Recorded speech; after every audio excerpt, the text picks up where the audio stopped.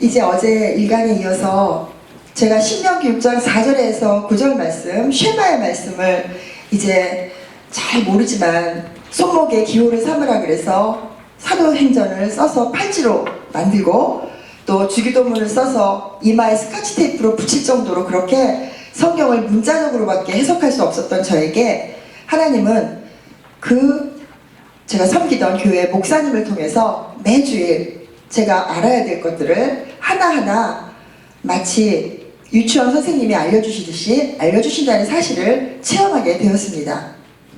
그 첫 번째, 제가 아무리 말씀을 들어도 교회에서는 그렇게 하면 될 것 같다는 생각이 들다가도 교회 문을 나서는 순간 저는 하나님도 안 계신 것 같고, 그리고 내 인생에 닥쳐든 그 아픈 아이와 함께 지내는 그 인생이 너무 한심스럽고, 그리고 제가 잡지사 기자로 저의 자존감을 그리고 자아 정체감을 가졌던 그 세상 사람과 같았던 그 모습들이 마치 이 아이 때문에 나의 경력이 단절되고 또 내 앞길이 막힌 것처럼 그렇게 순간순간 생각되던 그 시절, 하나님은 제가 아무리 설교를 들어도 변하지 않는 결정적인 제 마음의 문제를 설교 한 편을 통해서 깨닫게 하셨습니다. 그때 그날 그 설교를 저는 그 본문을 지금도 생생하게 기억을 합니다. 마태복음 7장 비판에 관한 본문이었습니다. 아무도 비판하지 말라는 말씀과 함께 너희가 받는 그 비판으로 다른 사람을 비판할 때 너도 또 그 또한 비판을 받을 것이라 그러시면서 제가 우리 눈에 들보는 보지 못하고 남의 눈에 티를 보는 그런 상황에 대한 설교를 듣게 되었습니다. 그때만 해도 저는 항상 이런 마음이었습니다. 한번 따라해 보실까요? 나만큼만 살라 그래. 나만큼만 살라. 여러분 안 그러신가요? 나만큼만 살라 그래. 항상 그런 근거 없는 자긍심이 있었고, 또 조금만 어려운 일이 생기면 금방 바람 빠진 풍선처럼 낙심하고 절망하고 극단적으로 마음속이 우울해지고 그런 업다운이 굉장히 심하고 불안정한 정서를 갖고 있었는데, 알고 봤더니 그게 아기를 낳은 후에 여성들이 잠시 겪게 되는 산후 우울감과 같은 증세였습니다. 그런 증세를 알 수 없었던 저에게 하나님은 말씀을 통하여 찾아오셨는데, 그날 듣던 설교 말씀을 듣다가 깜짝 놀랐어요. 오늘 여러분도 깜짝 놀라는 은혜의 주인공이 되시기를 기도하면서 이 자리에 섰습니다.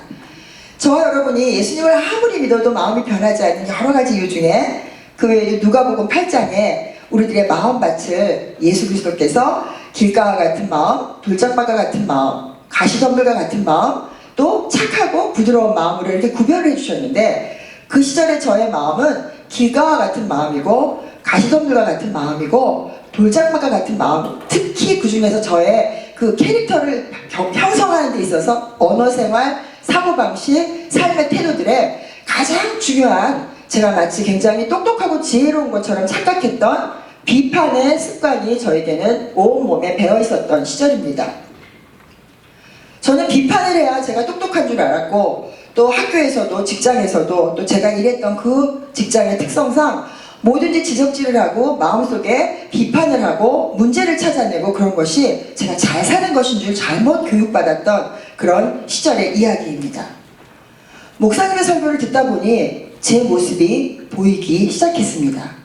성령님께서 조명해 주실 때 어제 우리 함께 읽은 말씀대로 하나님의 감동으로 쓰여진 성경은 우리를 교훈하시고 책망하시고 바르게 하시고 의로 교육해 주시며, 이렇게 해주시는 목적은 디모데후서 3장 17절에 기록된 대로 하나님의 사람으로 온전하게 되고 모든 선한 일을 행할 능력을 갖추게 하신 바로 그 약속의 말씀이 사실이었습니다. 그날 목사님께서는 그리스도의 부모라면 절대로 해서는 안 되는 비판의 대상이 있다. 그런데 그 비판의 대상이 첫 번째, 그리스도의 부모가 자녀가 보는 데서 아내가 남편을 혹은 남편이 아내를, 그럼 어때요? 아내가 남편을 우리가 지적할 때 어떻게 하고 싶어요? 만약에 내가 음식을 열심히 만들었어요. 막 퇴근하고 바쁘고 너무 힘든데도 내가 장을 가다가 우리 남편이 좋아하는 생선을 막 집에 냄새가 나는데도 다 그것을 무릅쓰고 했어요. 그럼 우리는 어떤 마음이 있죠? 아무도 요리를 안 해 드시네. 다 테이크아웃. 우리는 그렇게 내가 수고한 거에 대해서 뭐 하고 싶어요? 인정받고 싶죠.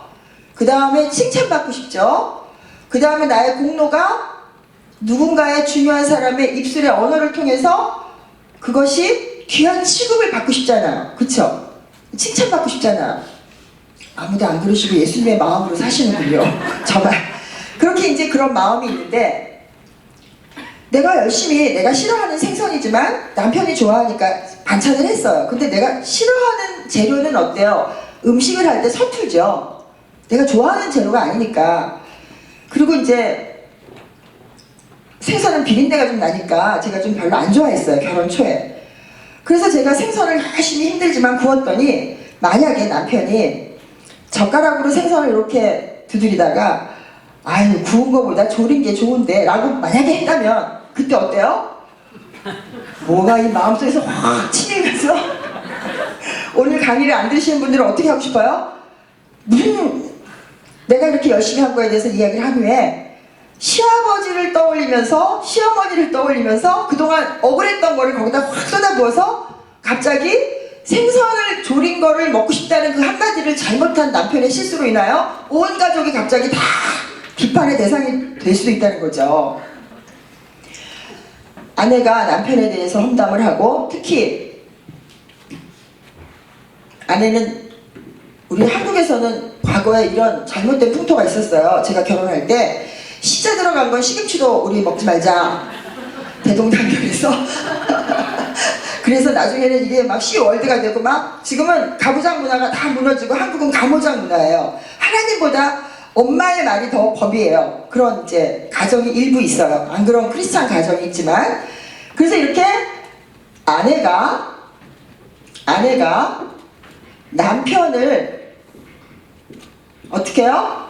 비판하는 거, 지적하는 거, 이거 모자라서 어디까지? 시댁 식구까지 깎아내리면 그게 한 번만 딱 결혼 생활에서 한 번만 할까요? 그 사람이? 결혼 생활 아닌 결혼 예비학교? 여기 계속해서 할 수 있는 길이 열리죠. 이렇게 해서 반복해서 아이들이 듣는 데서 아내가 남편에 대해서 비판하고 또 깎아내리고 시댁 식구의 험담을 거듭한다거나, 과거에는 좀 그런 일이 없었는데 요새 가모장 시대가 되다 보니까 남편이 아내를 깎아내리고 비판하고 처갓집을 어떻게 해요? 처가댁, 그쵸?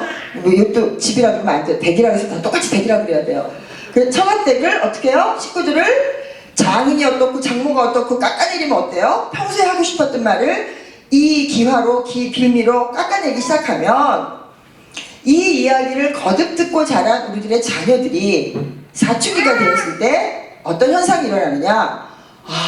나는 이제 우리 남편 같은 경우는 우리 애랑 경주 최씨인데요. 엄마가 맨날 경주 최씨에 대해서 뭐가 어떻게 잘못됐고 뭐가 어떻게 잘못됐고 우리 친정에는 안 이러는데 니네 집 식구는 왜 이렇게 게으르냐라든지 막 이렇게 막 험담했던 수많은 말들이 마음속에 쌓여서 어떻게 될 수 있어요? 자아 정체감을 형성할 때, 내가 누구인지 찾아갈 때, 내 몸에는 별 볼 일 없는 별로 좋지 않은 경주 최씨, 여기 경주 최씨 있으면은 오해하지 마세요. 우리 집 두 남자의 경주 최씨의 피가 흐르는구나 라고 오해한다는 거죠. 예를 들어서 아빠가 딸을 야단치고 싶을 때 그냥 딸의 잘못된 행동만 지적해서 교정해서 주의 교훈과 훈계로 양육하고 그 문제를 이 아이가 죄와 싸워 이기도록 도와준다면 그것은 우리가 해결할 수 있는 하나님 주신 은혜지만, 만약에 아빠가 지혜롭지 못하게 넌 누굴 닮아서 그러니, 아이고 할머니 장모님도 그러더니 당신도 그러더니 얘까지 그러잖아. 만약에 이렇게 대를 이어서 비판하고 지적질하는 이야기를 거듭 듣고 자란 딸이 있다면 자아 정체감이 형성될 때 왜곡된 자아상을 가질 수 있다는 거죠. 저는 이 설교를 듣는데 저의 어린 시절이 생각났습니다. 저는 태어날 때부터 외모가 우리 엄마가 시집살이 하고 있는 할머니의 외모를 갖고 태어났어요. 그러니까 우리 엄마가 시집살이를 평생 하는데 지금 엄마를 제가 이제 훗날 예수님을 진짜로 믿고 묵상을 해보니까 엄마가 시어머니 때문에 힘들어서 너무 힘들어가지고 방에 들어왔는데 시어머니랑 똑같은 축소판 아기가 있어서 이렇게 쳐다보고 있으면 어때요? 그쵸? 마음이 힘들죠? 근데 생물학과를 나온 제가 보면 이 대물림은 격세유전을 해요. 그래서 우리가 어느 장로님 댁에서 손주 봤다 그래서 너무 우리가 막 베이비 샤워하고 그 다음에 만나서 기뻐하고 인생에 첫 예배 드린다 그러면 안아보고 싶잖아요. 그래서 안았더니 장로님을 안고 있는 것 같아요. 그쵸? 이렇게 외모가 닮은 모습을 보면서 우리는 착시 현상을 일으키는데 우리 엄마가 저하고 사이가 별로 좋지 않았어요. 어렸을 때. 근데 저는 워낙 착한 딸인 그 착한 딸 컴플렉스에다가 또 아버지가 너무 과보호로 하고 사랑을 많이 했기 때문에 엄마가 무시하는 거 따위는 별 볼 일이 없었어요. 나한테 아무 문제가 되지 않으니까 엄마가 얼마나 제가 다루기 힘든 딸이었겠어요.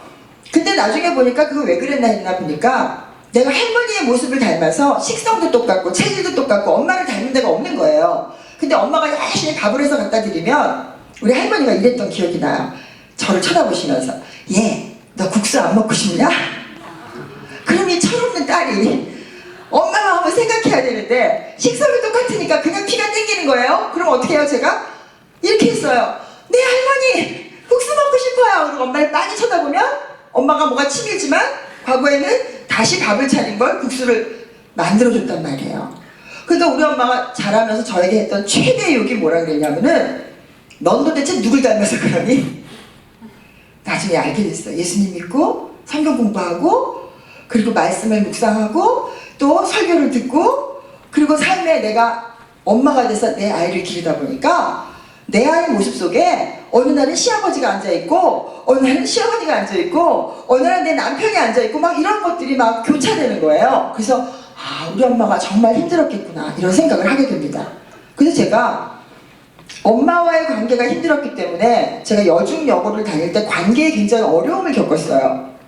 그래서 지금 저를 보시면 아무도 상상을 못하겠지만 여자 중고등학교를 다닐 때 제가 친구들하고 관계하는 거를 어려워하면서 날마다 책을 읽는 그때 예수님도 안 믿었고 주일학교도 안 다녔으니까 소설책만 열심히 읽었어요. 공부 시간에도 소설책 읽다 걸렸던 그런 학생이에요. 그런데 이날 설교를 듣고 보니까 내가 왜 그렇게 중고등학교 시절 사춘기 시절에 아무 이유도 없이 여자들과 관계가 힘들었나 했더니 뿌리를 캐보니까 우리 엄마 입속에서 무심코 내뱉어지는 할머니를 좋지 못하게 말하는 그 단어들이 저에게 상처가 됐던 거예요. 다시 말해서 아이들은 할머니 할아버지가 잘 놀아주니까 외할머니든 외할아버지든 친할머니든 친할아버지든 굉장히 좋아해요. 그런데 우리 또 엄마 아빠들은 어때요? 그 부모들에 대한 쓴뿌리들이 있으니까 어때요? 그때 나한테 잘못했던 걸 설명을 할 수는 없지만 그것들이 그 행동이 내 자녀에게 그 싹이라도 보일 때 어때요? 무심히 비판하고 판단할 수 있죠. 이것들이 대물림이 돼서 이제 흉악의 결박이 되고 마음에 가시덤불이 되고 염려와 근심, 불안, 두려움과 열등감 혹은 자녀를 노엽게 하지 말아야 되는 그런 것들의 원인이 된다는 것을 알게 됩니다. 그래서 제가 그날 이렇게 결심을 했어요. 아 나는 시댁 식구의 비판을 내가 만약에 오늘부터 하기 시작하면 우리 시어머니가 애를 10명밖에 안 낳았잖아요. 그러니까 제가 시부모님 커플, 그 다음에 형님네 커플, 온통 신우네 커플 해가지고 그 사람들 흉만보다 내 인생이 끝나게 생겼더라고요. 그래서 그날 결심했습니다. 시댁 식구에 따라 하시겠습니다. 시댁 식구에 장점을 찾아서 칭찬하고 결점이 보이면 중보기도 하자. 이게 제가 축복을 받은 하나님이 주신 은혜예요. 사실 이 장점과 결점, 장점과 단점 이것들은 다분히 주관적이기 때문에 큰아이는 이것이 단점이라고 생각했는데 둘째 아이는 이게 장점이라고 생각할 수 있는 이렇게 우리의 인간의 기준은 잣대가 불분명하고 그때그때 달라요. 그쵸? 오늘 아침에도 어떤 어머니랑 잠시 만나서 이야기를 나눴는데 그때그때 다른 엄마의 기분 때문에 지금 애가 힘들어하는 걸 엄마도 알지만 나도 어쩔 수 없는 그런 상태. 그쵸? 그래서 애는 늘 엄마가 기분이 어떠신지 일기예보를 보듯이 그렇게 집에 오면 다 분위기를 봐야 돼. 내가 아무리 기쁜 일이 있었어도 엄마가 오늘 너무 기분 나쁜 일이 있으면 나는 기분 나빠야 돼 오늘. 그쵸? 그리고 내가 아무리 기분 나쁜 일이 있었어도 엄마한테 와서 내가 그걸 하소연하고 싶어도 엄마가 오늘 기분 좋으면 그건 아무것도 아니야. 이런 일들이 매일 반복돼서 10년, 11년, 15년, 20년 쌓이게 되면 우리 자녀들은 노엽습니다. 그날 이 설교를 듣고 하나님 제 입술에 파수꾼을 세워주셔서 시댁 식구에 대해서 비판을 하고 싶거들랑 꿀꺽 삭히고 냉수라도 마시고 반드시 우리 시댁에서 가장 좋은 것만 칭찬하게 도와주세요라고 몇 마디 기도를 했습니다. 두 번째 대상입니다.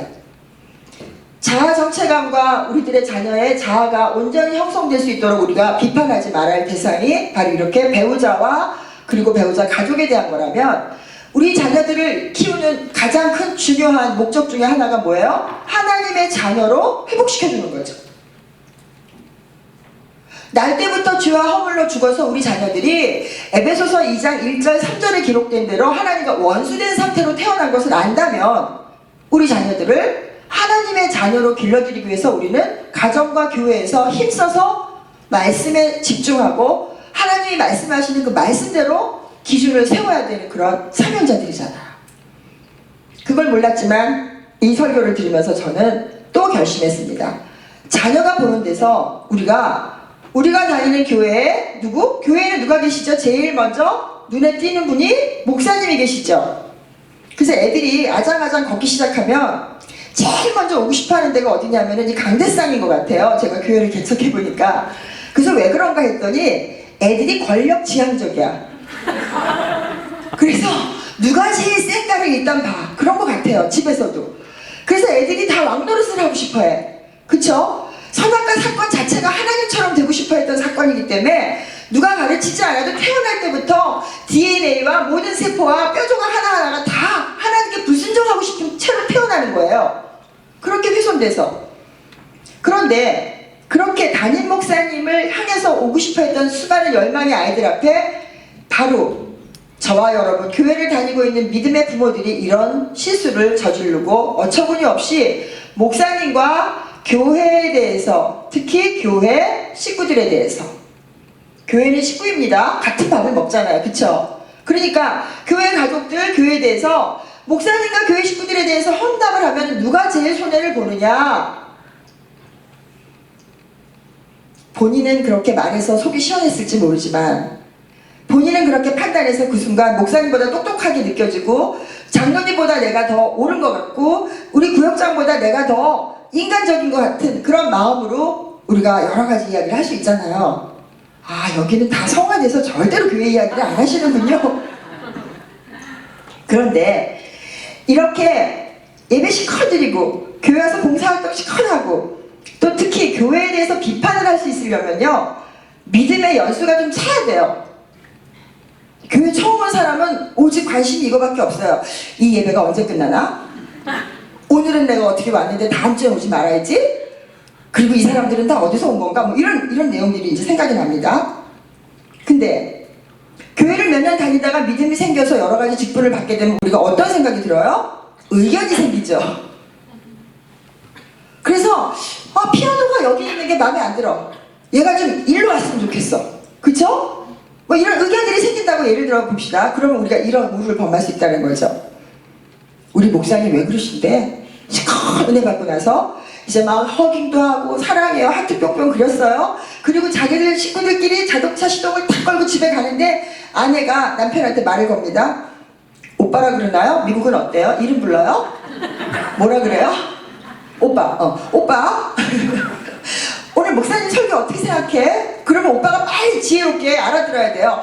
말을 딴 데로 돌려야 돼요. 그쵸? 애들이 뒤에서 들으니까. 근데 또 이 오빠가 지혜가 없어. 왜? 아담을 닮아가지고. 아니 하와가 오빠 우리 저 선악과 같이 먹을까? 뭐 이러면은 하나님이 하신 말씀이 기억났으면 오늘 이 사태가 안 일어났잖아요. 천국 가면 꼭 아담하고 따질 거예요. 아 그때 왜 그걸 잊어버려갖고 우리가 이 고생을 했냐고. 근데 이 아담이 어때요? 오빠가 한 수 더 떠요. 그래가지고 이제 교회 장로님까지 끌어내려요. 그러면 애들이 뒤에서 이렇게 다 뭐 하루 종일 교회에 있다가 누워서 뭐 장난감 갖고 있는 애 동생하고 뭐 티격태격 하는 애 하지만 귀는 다 엄마 아빠한테 가 있죠. 그럼 어떻게 해요? 아 그렇게 좋은 교회 사람들하고 목사님이 이상한 사람이구나를 몇 년을 들어요? 15년을 들어요. 그리고 나중에는 참다 못해서 또 엄마가 구역장이 됐는데 이번 구역 식구들이 너무 내 맘에 안 들어서 우리 이사 가자 그래. 줄을 바꾸자 그래. 여기 미국 식으로 하면 줄을 바꾸면 만날 수가 없잖아. 그쵸? 뭐 한 5시간 비행기 타고 가야 되니까. 이래서 정말 교회를 다닐 수 없다고 이야기를 하니까 아무리 목사님께서 하나님께서 성령을 부어주셔서 디모데후서 3장 15절 16절 17절에 있는 대로 우리를 교훈하시고 책망하시고 바르게 하시고 의로 교육해 주시고 또 히브리서 4장 12절에 기록된 대로 하나님의 말씀이 살아서 운동력이 있어서 어떤 예리한 활력 있는 레이저 수술보다 더 우리들의 혼과 영과 관절과 골수를 찔러 쪼개기까지 하고 병든 마음과 생각을 계속 고쳐서 온전하게 하나님의 성품으로 계속 바꿔주시는데 이 마음밭에 길가와 같은 마음, 돌짝밭과 같은 마음을 계속 돌을 쌓는 거예요. 우리가 이렇게 할 때 목사님과 교회 식구들의 험담을 거듭들은 자녀들은 때가 되면 영적 침체기, 영적 사춘기에 빠졌을 때 특히 아이들은 언제 영적 사춘기에 빠져요? 학교 가보니까 태어날 때부터 교회 다녔던 우리 집이 다 그런 줄 알았더니 교회 안 다니는 친구들이 너무 자유롭게 사는 거예요. 파티에도 마음대로 가고 또 하지 말아야 될 거 금지사항도 별로 없는 것 같고 걔네들은 주일날도 어디 놀러 갔다 왔다 그러고 캠핑 갔다 왔다. 그러니까 어때요? 그러지 않아도 맨날 차 타면 엄마 아빠가 교회에서는 직분자라고 막 목사님 은혜 받았어요, 막 사모님 감사해요, 막 사랑해요 막 그랬는데 차만 타면 맨날 흉보고 욕했던 그 사람들하고 꼴도 보기 싫어서 이 교회를 떠나고 싶어요. 그래서 그들은 다 떠났어요.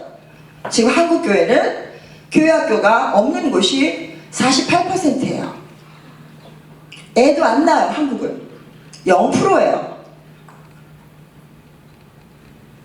세계적인 선교학자 1040 그 창을 주장했던 그 사람은 몇 년 전에 440을 이제 주장합니다. 4살에서 14살에 해당하는 연령대의 아이들이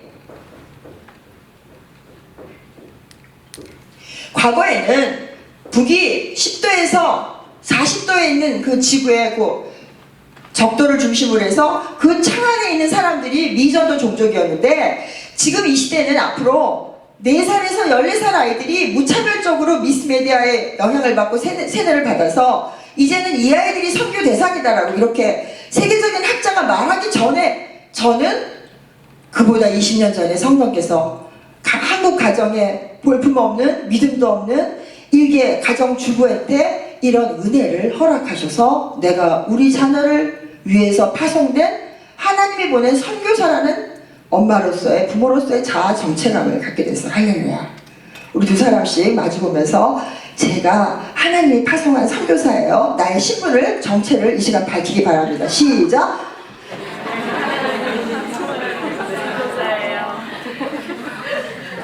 진심으로 말해야 돼. 다시 한번 시작. 자, 선교사 위해서 우리 뭐 하죠? 중보기도 하죠. 그러니까 이렇게 말씀하셔야 돼. 저를 위해서 중보기도 해주세요. 시작. 그렇습니다. 저와 여러분이 서로를 위해서 중보기도하며 우리가 각 가정에 파송된 그 아이가 나 아니면 예수를 믿을 수 없어서 하나님이 그 아이를 우리 태중에 집어넣어주셔서 만세전에 택정하셔서 엄마 아빠의 정자와 난자가 만나기도 전에 DNA가 그렇게 조성도 되기 전에 뼈와 골수가 조성도 되기 전에 내가 너를 지명해서 부르고 택정해서 알았다고 하셨잖아요. 할렐루야. 근데 하나님은 실수가 없으세요. 왜? 우리가 그 아이를 가장 잘 하나님의 뜻대로 기를 수 있다고 하나님이 확신하셔서 주셨기 때문에 우리 모두는 다 좋은 부모예요. 아멘. 근데 속은 거예요. 마귀가 속였고 내 죄가 나를 속이고 내 환경이 나를 속이고 로마서 12장 1절 2절에 있는 대로 이 세대를 바라보다가 본받지 말아야 되는데 또 손에 뭘 들고 있어요? 한 손에 성경 한 손에 신문을 들고 우리가 세상을 분별하는 게 아니라 우리 어떡하죠? 이 손에는 스마트폰 이 손에는 마우스 그쵸? 온통 이 세상을 향한 모든 촉수를 내 안방 침실까지 엄마 아빠가 부부가 잠들기 직전까지 온갖 이 세대를 본받는 SNS에 만약에 그렇게 깊숙이 연루되어 계시다면 내 주님은 어쩌면 여호와 하나님이 아니라 스마트폰은 나의 목자신이 내게 부족함이 없으리로다 라고 하나님은 그렇게 우리를 평가하실지도 모른다는 것입니다. 저는 이 설교를 들으면서 영적 사춘기가 됐을 때 부모나 어른들이나 교회 중요한 사람들이 별로 좋지 않게 이야기했던 그 교회 사람들을 우리 자녀들은 스스로 때가 되어 힘이 생기면 떠나고 만다는 그 설교에 가슴이 서늘해져 왜냐하면 첫 시간에 소개한 저희 돌아가신 친정 아버지의 과거가 떠올랐기 때문이에요. 저희 친정 아버지는 한국의 6.25 전쟁이 났을 때 개성중학교를 다니다가 피난 오신 그 피난 가정이에요. 그런데 서울로 피난을 오셔가지고 아무도 예수님을 믿지 않는데 우리 아버지 혼자 친구의 전도를 받아 교회에 다니신 거예요. 고등학교 때 얼마나 교회를 열심히 다녔는지 서울에 있는 그 서울고등학교라는 게 그 당시에 있었는데 지금도 있어요. 학교 가기 전에 고등학교 이제 등교하기 전에 자기가 다니는 교회 마당도 쓸고 그리고 교회 가서 기도도 하고 갈 정도로 믿음을 하나님께 선물로 받은 거예요. 혼자. 그쵸? 하나님이 믿음을 선물로 주시니까 그렇게 열심히 교회를 섬기던 어느 날 교회를 가봤더니 교회가 풍비박산이 난 거예요. 목사님하고 뭐 장로님하고 전도사님하고 다 쌈박질이 일어나고 막 전쟁통이니까 사람들이 다 강팍해져갖고 어때요? 그저 누구랑 싸우기 직전에 막 그런 상태를 청소년기 시절에 가장 순수함을 지향하는 그 중고등학교 때 보게 됩니다. 그리고 대학을 들어가서 군대를 가게 됩니다. 우리 아버지는 청소년의 그 마음으로 청년기의 순수한 마음으로 더군다나 예술을 했기 때문에 감성이 굉장히 여린 그런 상태에서 고등학교 때 교회에서 그렇게 분란이 일어나고 교회가 찢어지는 걸 본 그 가슴이 아파서 군대에 가서부터 교회를 떠나고 기독교를 떠나고 하나님을 떠난 후에 대한민국의 종교라고 생각했던 샤머니즘, 불교, 유교가 다 융합된 그저 민속 종교 정도에 심취했던 그런 청년기와 중년기를 보내던 중이셨습니다. 저는 이 설교를 듣다가 그때 만약에 누군가 단 한 사람만이라도 우리 아버지한테 이렇게 설명해주는 사람이 그런 어른이 있었더라면 우리 아버지는 그렇게 45살에 암 걸려서 하나님이 너를 지명해서 불렀고 내가 너의 이마에 도장을 찍었고 그 사랑의 도장을 결코 잊지 않아서 그 영혼을 음부에 안 뺏기시려고 마지막 중년에 갑자기 위암 걸려서 그렇게 극적으로 데려가지 않으셔도 얼마나 이 땅에서 하실 일이 많았을 텐데 그때 목사님, 교회 식구들의 험담, 싸움, 비판 막 이런 보고 싶지 않은 모습을 봤기 때문에 우리 아버지가 마음의 상처를 크게 입고 이것이 큰 바위처럼 계속 이 마음의 가시덤불처럼 계속 마음을 짓눌려서 말씀이 들었던 게 다 기운이 없어져서 다 메말라버려서 사막화되지 않았더라면 저는 또 다른 방식으로 구원을 받았겠죠. 인생의 최초에 드린 예배가 아버지 장례 예배가 되는 그런 슬픔을 하나님 막아주셨을 거라고 생각을 해요. 만약에 그때 누가 이 땅에는 예수님 한 분 외에는 다 죄인이야. 그리고 봐봐 사도행전에도 보면 바울과 바나바와 누가가 시커먼 선교여행하고 그들이 싸우잖아. 그래서 하나님은 다툼으로 하나 기쁨으로 하나 전파되는 것은 그리스도니 기뻐하시면서 선교가 이렇게 이어진 거야. 교회들은 다 불안정해. 예수님 한 분 외에는 죄 없는 사람이 아무도 없어 라고 설명해주면서 그러니까 니네 교회가 지금 이렇게 싸우고 난리 나는 거는 지금 성령에 사로잡혀야 될 이 교회 지도자들이 악한 영한테 속아가지고 지금 자기도 왜 저러는지 모르고 불의의 병기로 쓰이는 거야 라고 설명을 해줬더라면 우리 아버지는 아마 그 교회를 지켜내는 청년으로 성장했을 거예요. 그런데 우리 아버지에게 그렇게 설명해 줄 수 있는 사람이 주변에 없었던 것 같아요. 저는 그날 결심을 합니다. 우리 아들에게 또 제 자신이 이렇게 마음을 먹고 그렇게 말하고 살기로 한번 따라해 보시겠습니다. 이 세상에서 제일 좋은 교회는 우리 가족이 다니는 우리 가족이 다니시는 교회 다 여기 뉴욕 수정교회이시기도 하고 아니시기도 하고 저도 뉴욕 수정교회 다니고 싶은데 사모님이 교회 옮기면 좀 이상하잖아요. 그쵸? 그래갖고 제가 그냥 하나교회 다닙니다. 자, 우리 이 세상에서 가장 좋은 교회는 자기 교회 이름을 얘기하겠습니다. 시작! 이 세상에서 가장 좋은 교회는 뉴욕 수정교회다, 하나교회다, 서울 하나교회다 이렇게 계속 말을 어떻게 해야 그렇게 말하고 선포하고 여기고 우리 아이들이 듣도록 우리들이 사명을 가졌다는 것입니다. 아멘. 혹시 많아요. 그쵸? 그래서 내 눈에 저건 좀 저렇게 안 했으면 좋겠는 문제들이 띄어요. 다른 사람 눈에는 안 보여요. 그러면 뭐예요? 내 눈에만 보이는 우리 교회의 허물은 내 사명이에요. 할렐루야. 그건 다른 사람한테 말할 거리가 아니고 그게 보이면 그게 네가 해야 되는 일이라고 하나님 가르쳐 주시는 거예요. 내가 지나가는데 교회 액자가 삐뚤어져 있는 게 보이는데 저거 왜 똑바로 안 해놓냐고 계속 얘기하는 게 우리의 사명이 아니라 그게 보인 사람만 가서 똑바로 해놓는 거예요. 혹시 여러분 오늘 여기 들어오시는데 입구에 매트가 있었는데 매트가 똑바로 놓여 있는 거 의식하고 들어오신 분 계세요? 제가 여기 그래도 어저께부터 교회 다니잖아, 이 교회를. 그래서 제가 아침에 갔더니 그게 삐뚤어져 있었어요. 그래서 제가 똑바로 놨어요. 왜? 제가 다니는 섬기는 하나교회나 뉴욕 수정교회나 다 로컬 처치로서 어느 나라 어느 민족에게나 어느 시대에나 어느 교회들이 다 예수님이 재림하실 때 다 천상의 교회로 우리는 함께 모여지는 다 지체잖아요. 아멘. 아멘. 그러니까 내가 있는 교회, 내가 예배드리는 처소, 내가 있는 곳이 바로 하나님의 거룩한 땅으로, 그쵸? 모세에게 주신 바로 신발 벗고 거룩한 땅으로 부름받은 바로 그 자리잖아요. 근데 우리 강의 끝나고 집에 가면 어디예요? 어디가 거룩한 땅이에요? 우리 집 주방, 우리 집 부엌, 우리 집 쓰레기장, 우리 집 앞에 떨어진 쓰레기, 그게 바로 나의 거룩한 곳이잖아요. 할렐루야. 저는 이 설교를 듣고 이 세상에서 제일 좋은 교회는 그 당시 제가 평신도 때 다녔던 한신교회 이준표 목사님이 섬기던 교회로 우리 아들한테 이렇게 설명했어요. 이 세상에 제일 좋은 교회는 우리 한신교회야.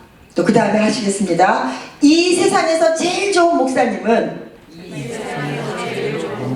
우리 이 수정교회는 황자, 영자, 송자 목사님이시죠? 스티브 황 목사님? 맞나요?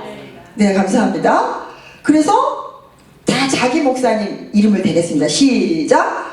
하나교회 최정명 목사님과 뉴욕 수정교회 황영성 목사님, 스티브 황 목사님이십니다. 라고 내가 그렇게 믿고 늘 어디를 치나 그게 나와야 돼요. 왜 저기 한국 뉴스 보시면은 추곡 수매가 결정할 때 쌀을 바닥부터 꼭대기까지 쌓아놓고 그때 그 해에 쌀을 이제 결정할 때 이만한 꼬챙이를 갖고 아무데나 푹푹 찌르는 장면이 나와요. 뉴스에 사진에. 그러면은 쌀자루가 다 쌓였으면 어디를 찔러도 뭐가 나와요? 쌀이 나오죠. 근데 쌀자루가 있는데 어디를 찌르면 쌀이 나오고 어디를 찌르면 콩이 나오면 지금 수상한 거죠? 우리가 예수 그리스도를 믿으면 어때요? 어디를 찔러도 뭐가 나와야 돼? 예수가 나와야 되잖아요. 자, 옆에 사람 한번 찔러보겠습니다. 예수가 나오나? 예수가 나오나? 내 혈기가 나오나? 본품의 특성이 나오나? 그쵸?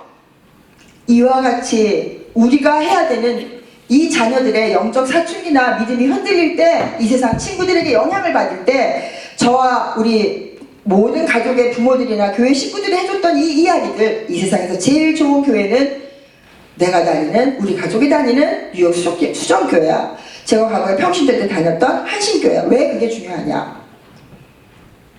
우리 목사님이 우리 성도를 위해서 기도해 주시죠. 제 아들 같은 경우는 제가 배가 이렇게 부른데도 부끄러운 줄도 모르고 목사님만 길에서 만나면 배를 이렇게 내밀고 목사님 기도해 주세요. 지금 믿음은 없었지만 안수받는 건 좋아해가지고 그래가지고 이렇게 뱃속에서부터 우리 목사님하고 터치가 있었던 아들이니까 이 세상에 우리 아들을 위해서 기도해주는 사람은 누구예요? 우리 담임 목사님이시잖아요. 그래요, 안 그래요? 내가 아무리 리고렌 목사님을 좋아해도 그분이 날 모르신다니까요. 그래, 나를 위해 기도해 주시는 목사님, 우리 가족을 위해서 기도해 주시는 목사님, 우리 가족을 위해서 말씀을 준비할 때 성령의 기름을 부어주시는 우리 교회 담임 목사님에 대한 우리 그런 존경하는 마음과 사랑하는 마음이 진짜로 어디를 찔러도 나오도록 신앙을 갖는 것이 바로 자녀를 가장 믿음의 사람으로 기르는 핵심이라는 것을 알게 됐습니다. 세 번째, 엄마들은 다 공부 잘하는 거 좋아하죠? 뭐 이 세상 공부 필요 없다고요?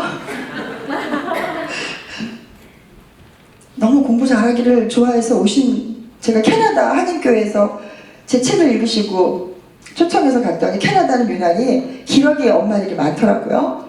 그 교회에서. 그래서 자녀 양육을 위해서 세미나를 며칠 했는데 그 영어가 뭐라고, 거기에는 가족관계도 다 깨고 미국 신문에도 났었잖아요. 한국은 정말 연구할 대상이다. 부부가 이혼도 안 했는데 떨어져서 영어 공부하러 이렇게 왔다. 뭐 이런 이제 특별한 민족인데 다 그것도 하나님 뜻이 있다고 저는 생각해요. 그렇게 했으니까 여기 시티 필드인가요? 거기서 BTS가 한국말로 노래했잖아. 할렐루야. 한국말로 노래하는데 미국 티네이저들과 전 다국 모든 민족이 와서 난리치고 전석에 매진됐었잖아요. 아닌가요? 맞죠? 그래서 우리 애들이 한국 아이들이 얼마나 지금 자긍심이 있고 너 BTS 알아? 그러면은 애들이 다 BTS의 나라에 네가 그 나라에서 왔니? 그러고 지금 그러는 거예요. 그래서 우리들이 각 분야에서 하나님이 주신 은사대로 각 분야에서 쓰임받고 왜? 선교를 위해서. 아멘 할렐루야. 근데 공부를 잘하기를 원한다면 자녀 앞에서 절대로 험담해서는 안 되는 대상이 있습니다. 따라 하시겠습니다. 선생님과 학교와 여러분 다 금식기도 하셨어요?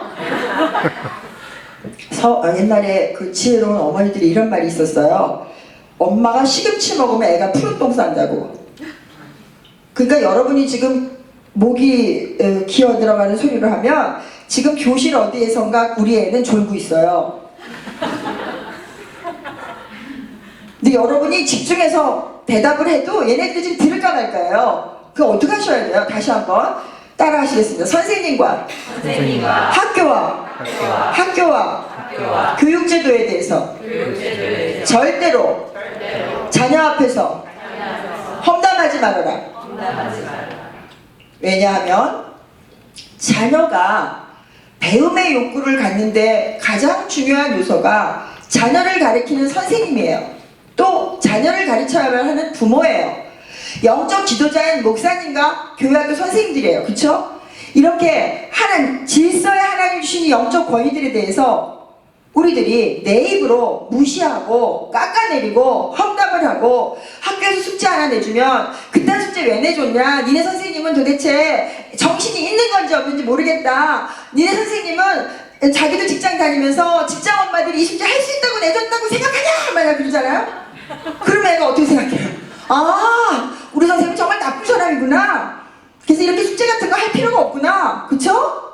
다시 말해 학교에 대해서 험담을 하고 선생님을 깎아내리고 도대체 이놈의 나라는 믿을 수가 없어. 이놈의 교육정책이 주마다 다르고 만약 이렇게 해봐요. 그러면 어떻게 돼요? 내가 모피에서 왔더니 파출소 피해 왔더니 경찰서 왔어. 막 이러면 어떻게 해요? 애들이 한국도 공부할 때가 못 되고 미국도 공부할 때가 못 되는구나. 그럼 얘네들 어디 가서 해요? 우주에 가서 해요?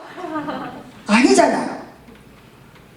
자녀가 공부를 잘하기를 진심으로 원한다면 우리 아이를 가리키는 선생님이 아무리 마음에 들지 않아도 그 선생님에 대해서 절대로 험담하지 말라는 설교를 들었습니다. 저는 그날 하나님께서 아직 거듭남의 체험까지는 못했어도 제가 이제 믿음의 말씀을 삶에 적용해서 실제로 말하고 그렇게 살 수 있는 귀를 뚫어주신 날이라고 생각해요. 귀가 뚫리고 이제 눈이 열리고 그리고 우리들이 들은 말씀대로 나의 세계관이 아니고 나의 습관이 아니고 나의 경험이 아니고 내가 친정가정에서 내가 또 남편이 그 나의 시댁가정에서 자라온 그런 삶의 태도가 아니라 뭐예요? 성경이 말씀하시는 대로 손목에 기호를 삼고 미간에 표를 삼고 손으로 행하는 모든 일의 기준이 우리 집이 아니고 대한민국이 아니고 미국이 아니고 이런 문화 전통이 아니고 뭐예요? 말씀하시는 대로 살아보려는 거죠. 할렐루야. 이게 성경을 기록하신 구원의 목적과 함께 있는 하나님의 사랑이었어요. 저는 그날부터 이 세상에서 제일 좋은 유치원은 우리 아들이 다니는 반포 유치원, 이 세상에서 제일 좋은 학교는 우리 아들 1학년 2반 반포초등학교 이러면서 계속해서 뭐 했어요? 우리 아들이 다니는 학교가 얼마나 좋은지, 얼마나 이 선생님들이 너를 위해서 애쓰시는지를 거듭 설명을 했어요. 자, 이 말씀 한 편의 설교를 듣고 이렇게 많은 묵상을 하고 거듭 설교를 기억하고 반추하면서 설교 시간에 들었던 어떤 원재료보다 반복해서 삶의 상황 가운데 하나님은 계속 내가 할 수 있도록 의로 교육해주는 성령의 도우심을 체험하게 됐어요. 할렐루야. 제 아들은요, 비록 미숙아로 태어나고 그리고 전신마취 수술을 해서 2번이나 이제 병원에서 의료사고를 당하고 뭐 이런 여러 어려움이 있었지만 우리 집에서 두려워하지 않는 게 있어요. 우리는 모르는 걸 두려워하지 않아. 제가 미국에 온 지 며칠 안 됐는데 하나도 뭐 불편한 게 없어 보이지 않으세요? 미국은 보니까 영어를 못하는 사람이 더 보고 도움을 잘 받더라고요. 할렐루야. 핸디캡 있는 사람도 그쵸? 공항에 들어올 때 처음 미국 올 때는 제가 막 영어를 준비해 갖고 왔어요. 근데 한 두 번째 오다 보니까 내가 못한다 그래야 더 도움을 받는다는 걸 알았어요. 근데 너 영어 할 줄 아니? 그래서 못한다 그랬더니 또 저기 나가는 유학생 붙잡아다가 통역시켜갖고 얼마나 빨리 들어왔는지 몰라요. 근데 제가 어줍지 않은 영어를 막 잘해보려고 내가 막 만약에 진짜로 잘하지도 못하면서 그랬으면 어때요? 제가 오늘 이 자리에 못 썼을지도 몰라요. 다시 집으로 갔을지도. 다시 말해서 저와 여러분이 본질이 아닌 것에 쓸데없이 나를 내세우지 않고 본질이 아닌 것에 목숨 걸지 않는 하나님은 본질에 우리들의 구원과 예수님의 생명이 장성한 분량에 이르도록 자라도록 계속 누구를 도와주세요? 말씀으로 성령님께서 돕는 손길을 통해서 환경을 통해서 법까지 바꾸시면서 홍해도 가르시고 해와 구름도 멈추시고 구름 기둥과 불 기둥으로 우리를 인도하신 기록이 성경에 고스란히 있잖아요. 할렐루야. 여러분 2, 3만 가도 힘든데 이민생활 하시면서 얼마나 여러 가지 어려움을 독특하게 겪으셨겠어요. 그건 누구에게 말하려면 책으로 몇 권 써내도 부족할 만큼 힘드셨잖아요. 그런데 그 중에 가장 중요한 핵심 중에 하나가 자녀 교육이셨잖아요. 그렇다면 내가 사는 동네가 아무리 어떻든 우리 아이가 다니는 학교가 어떻든 오늘 이번 학년에 우리 아이를 맡아주신 선생님을 하나님께서 예비하셨다는 것을 우리가 믿어야 하잖아요. 저는 그걸 믿었어요. 1학년 처음 들어갔을 때 우리 아들이 야단을 맞고 왔습니다. 자, 이렇게 말씀으로 계속 묵상이 되고 계속 인도하심을 받은 저는 학교에서 무슨 일이 있다 그럴 때 정신을 똑바로 차리고 들었어요. 이게 잘 안 되시는 분을 위해서 제가 급한 팁을 하나 드릴게요. 우리 애가 와서 무슨 얘기를 하잖아요. 그러면 내가 온전한 멘탈로 들으려면 일단 객관화가 돼야 되잖아요. 근데 그게 잘 안 돼요. 그럼 딱 이렇게 하세요. 옆집 아이다. 시작. 옆집 아이다. 자, 옆집 아이가 무슨 얘기를 와서 하면 우리가 어때요?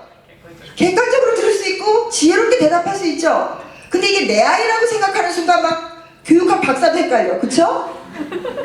왜? 우리 안에 욕심과 탐심과 집착과 과잉보호와 헬리콥터 마음이 되고 싶고 잔디깎기 마음이 되고 싶고 요새는 헬리콥터 두두두두 해서 다 해결하는 것도 지나서 뭐 하고 싶어요? 우리 아이 앞에 있는 모든 장애물을 잔디깎는 기계로 두두두두두 다 없애고 얘는 비단길만 가게 하고 싶잖아요. 그렇게 해서는 안 된다는 게 성경의 기록이죠. 한번 연습하시겠습니다. 이 세상에서 제일 좋은 유치원은 우리 아이가 다니는 자, 그 유치원을 말해보세요. 시작. 유치원 하면 아무도 안 계세요? 우리 권사님이 프리스쿨 킨더가든 있잖아요. 얘기하셔야죠. 이제 손녀딸한테 가서 연습하시려면 여기서 입이 떨어져야 돼요. 다시 한번 권사님 한 분을 위해서 제일 좋은 유치원 킨더가든 한번 하겠습니다. 이 세상에서 제일 좋은 프리스쿨은 어느 프리스쿨이다. 어느 킨더가든이다. 시작. 왜 우물우물 하세요? 여러분 자녀한테 이러죠. 끝까지 대답해. 똑똑하게 대답해. 그렇게 안 하세요? 너는 밥을 먹고 왜 그렇게 힘없이 대답해? 엄마가 우물우물 하니까 우물우물 하는 거 다시 한번 끝까지 초롱초롱하게 말해보겠습니다. 시작. 우리나라에서 제일 좋은, 그러니까 우리 아이가 다니는 이 유치원은 이 세상에서 제일 좋은 유치원이다. 시작. 우리 아이가 다니는 유치원은 이 세상에서 제일 좋은 유치원이다. 이렇게 믿고 고백하면요, 진짜 제일 좋은 유치원 선생님이 와요. 그리고 그 선생님한테 누가 전도해서 제일 좋은 선생님으로 변화시켜주세요. 무리변에서 포도주를 만드신 예수님이 내 아이 다니는 유치원 선생님 하나 못 변하게 하겠어요? 그것도 못 믿으면 우리 교회 그만 다녀있죠. 그쵸? 이 세상에서 제일 좋은 초등학교는 무슨 학교다. 시작!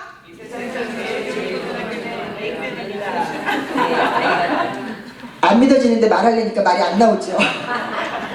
여러분 마음속에는 어느 동네 어느 학교 보내고 싶은데 지금 여기 왔잖아요. 그러니까 말이 안 나오죠. 그래도 그렇게 여기셔야 돼요. 시작. 이 세상에서 제일 좋은 초등학교는 우리 동네 무슨 학교다. 시작.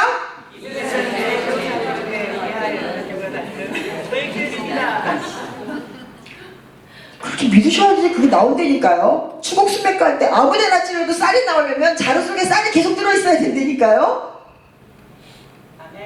아멘. 자루 속에 계속 예수님이 어떻게 들어와요? 말씀으로 들어오잖아요. 말씀이 육신에서 오신 분이 예수님이잖아요. 그 말씀이 차곡차곡 쌓여서 어디를 찔러도 예수님이 그 말씀이 나와서 자녀에게 선한 영향력을 끼치는 믿음의 좋은 부모로 우리는 예비된 줄로 믿습니다. 아멘. 우린 너무 똑똑하잖아요. 저는 마태복음 7장 1절 말씀에서 5절 말씀을 못 들었더라면 교회에 아주 재앙거리가 됐을 사람이에요. 제가 목사님과 사모님을 성화시키는 도구로 쓰임받을 뻔했던 사람이에요. 왜 쟤는 이사도 안 가냐고 하면서도 웃고 사랑해야 될 그런 성도였을 거예요.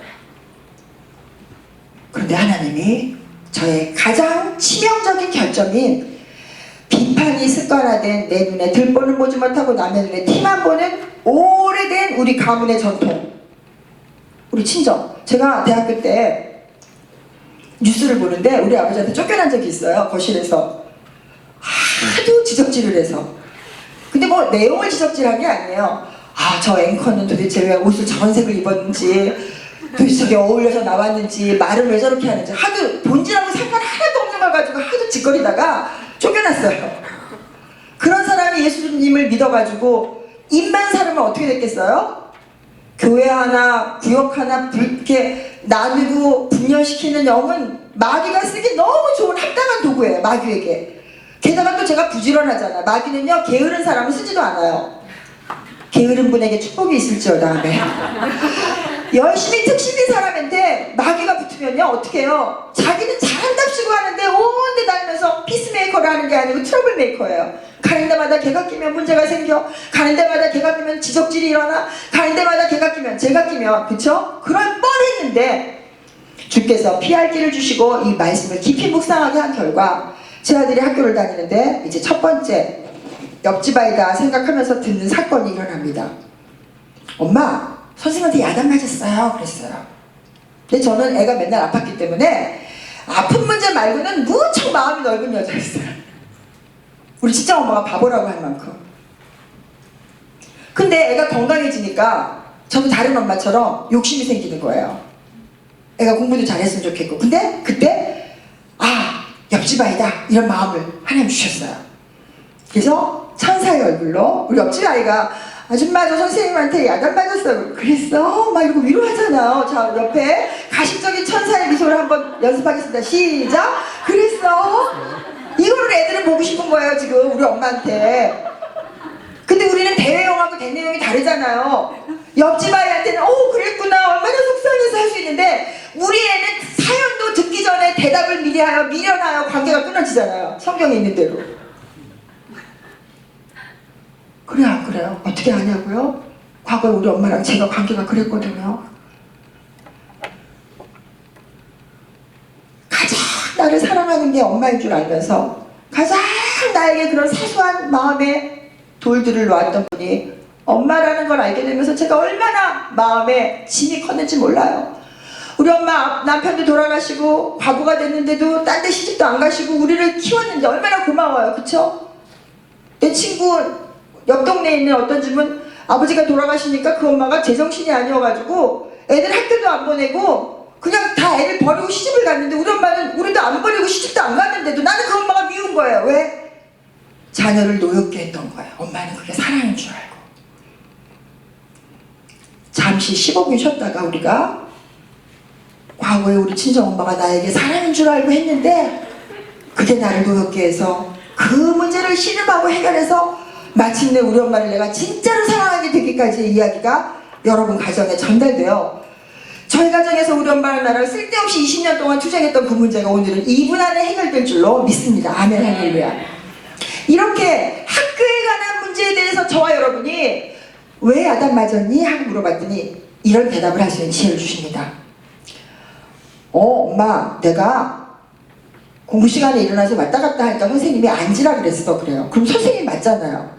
그럼 애를 야단치고 싶잖아요.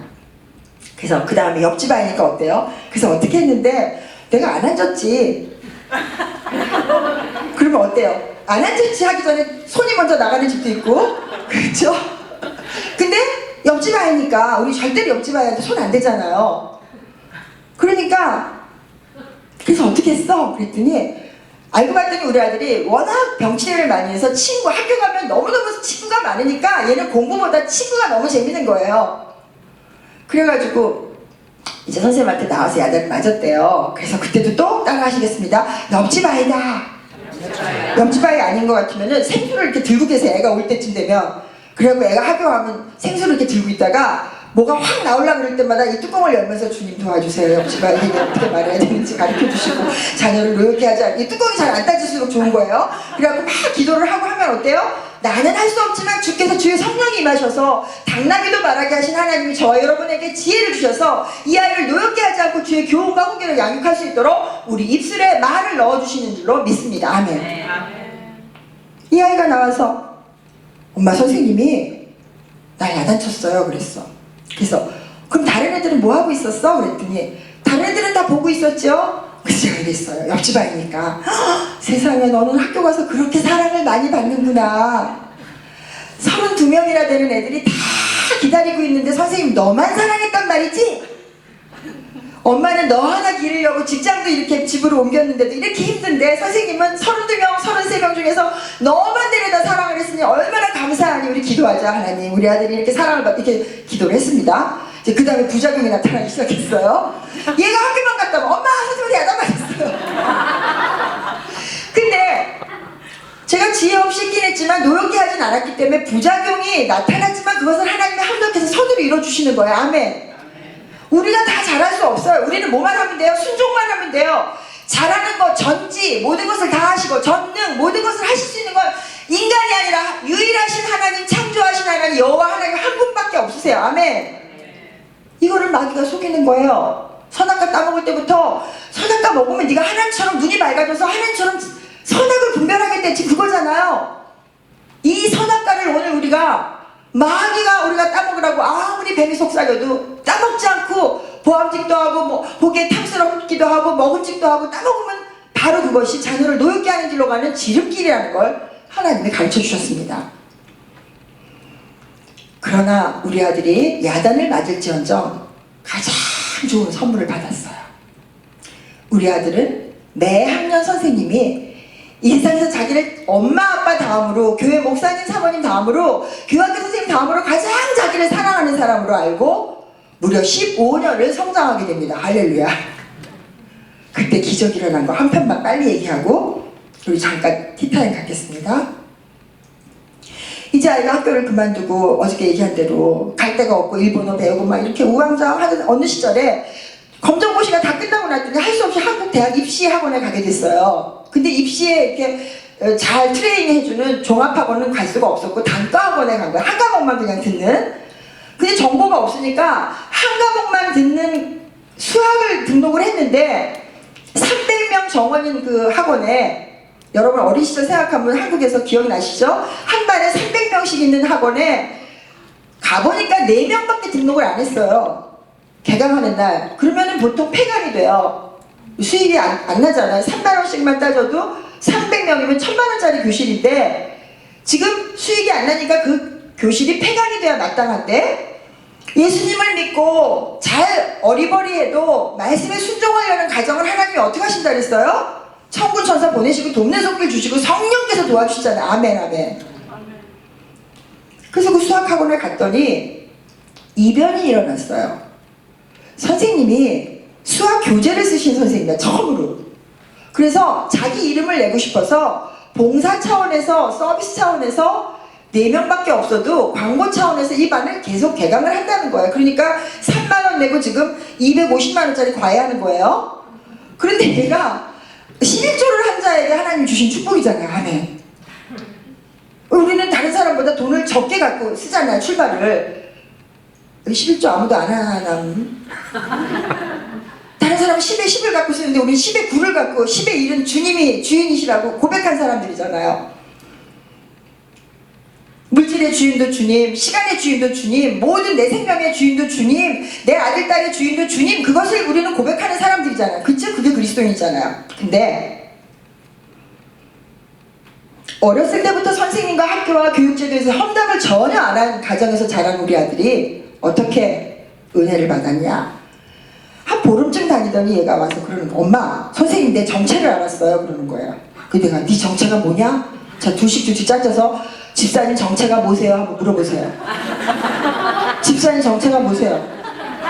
이거 굉장히 중요한 질문이에요. 지금 이 시대는 자기가 남자인지 여자인지도 헷갈리는 시대야. 그것도 내가 선택하는 게 맞다고 막 법이 막 정해지고 있어. 그쵸? 그래서 화장실도 전에 여자 화장실에 들어갔는데 지금 젠더 어쩌고저쩌고 하면서 어디로 가야 될지 몰라요. 제가 2년 전에 아리조나에 가서 강의를 했는데 강의 끝나고 그 앞에 공원에 갔더니 웨딩 사진을 찍는데 여자가 커플인 거예요. 이게 지금 한국에도 무섭게 지금 들어오고 있어요. 퀴어 축제 하면서. 심지어 잘못된 신학자들이 퀴어 신학이라고 그래서 동성애를 가지고 신학을, 아니면 동성애 그냥 하면 됐지 신학을 거기다 왜 붙이냐고. 그쵸? 그건 다 뭐예요? 선악과를 따먹게 해서 우리 그리스도인 한 명이라도, 믿는 자 한 사람이라도 우는 사자와 같이 마귀가 삼킬자를 찾으러 다니다가 어리버리한 사람 다 채가려고. 그쵸? 원래 자기 식구들은 그냥 두고 이 교회에 와서 어리버리, 나는 포도나무야 너희는 가지니 저가 내 안에 내가 저 안에 있으면 이 사람은 가지를 많이 맺을 그런 가지들을 언감생심 손도 못 대는데 그냥 붙을까 이런 가지들 있잖아요. 한국의 반도체 국가라서 떨어졌다 붙었다 그러는데 교회도 크리스찬이었다 아니었다 막 이러는 것 같아요. 이러면 어때요? 헷갈리게 하는 거예요. 이 세대를 본받게. 네 정체가 뭐니 그랬더니 우리 아들이 정확하게 저요? 중학교 자퇴생이요. 그래요. 정체를 분명히 알 때 하나님은 우리를 도와주십니다. 아멘. 밖에 나가서 너 크리스찬이니? 그러면 아니 뭐 그렇다기보다는 이러면서 그러는 사람들 있죠. 우아하게. 아니 뭐 그냥 잠깐 나가는데. 왜? 얘가 지금 영향력 있는 사람이야. 내 취미야. 저 직장에서. 이러면 하나님이 나보고 뭐라 그러세요? 나도 너 잠깐 가서 모르겠는데 이러신 거 아니에요. 이렇게 헷갈리는 시대인데 네 정체가 뭐냐 그러자 우리 아들이 저 중학교 자퇴생이요. 근데 엄마 선생님이 내 정체를 알고 나서 이렇게 말했어요.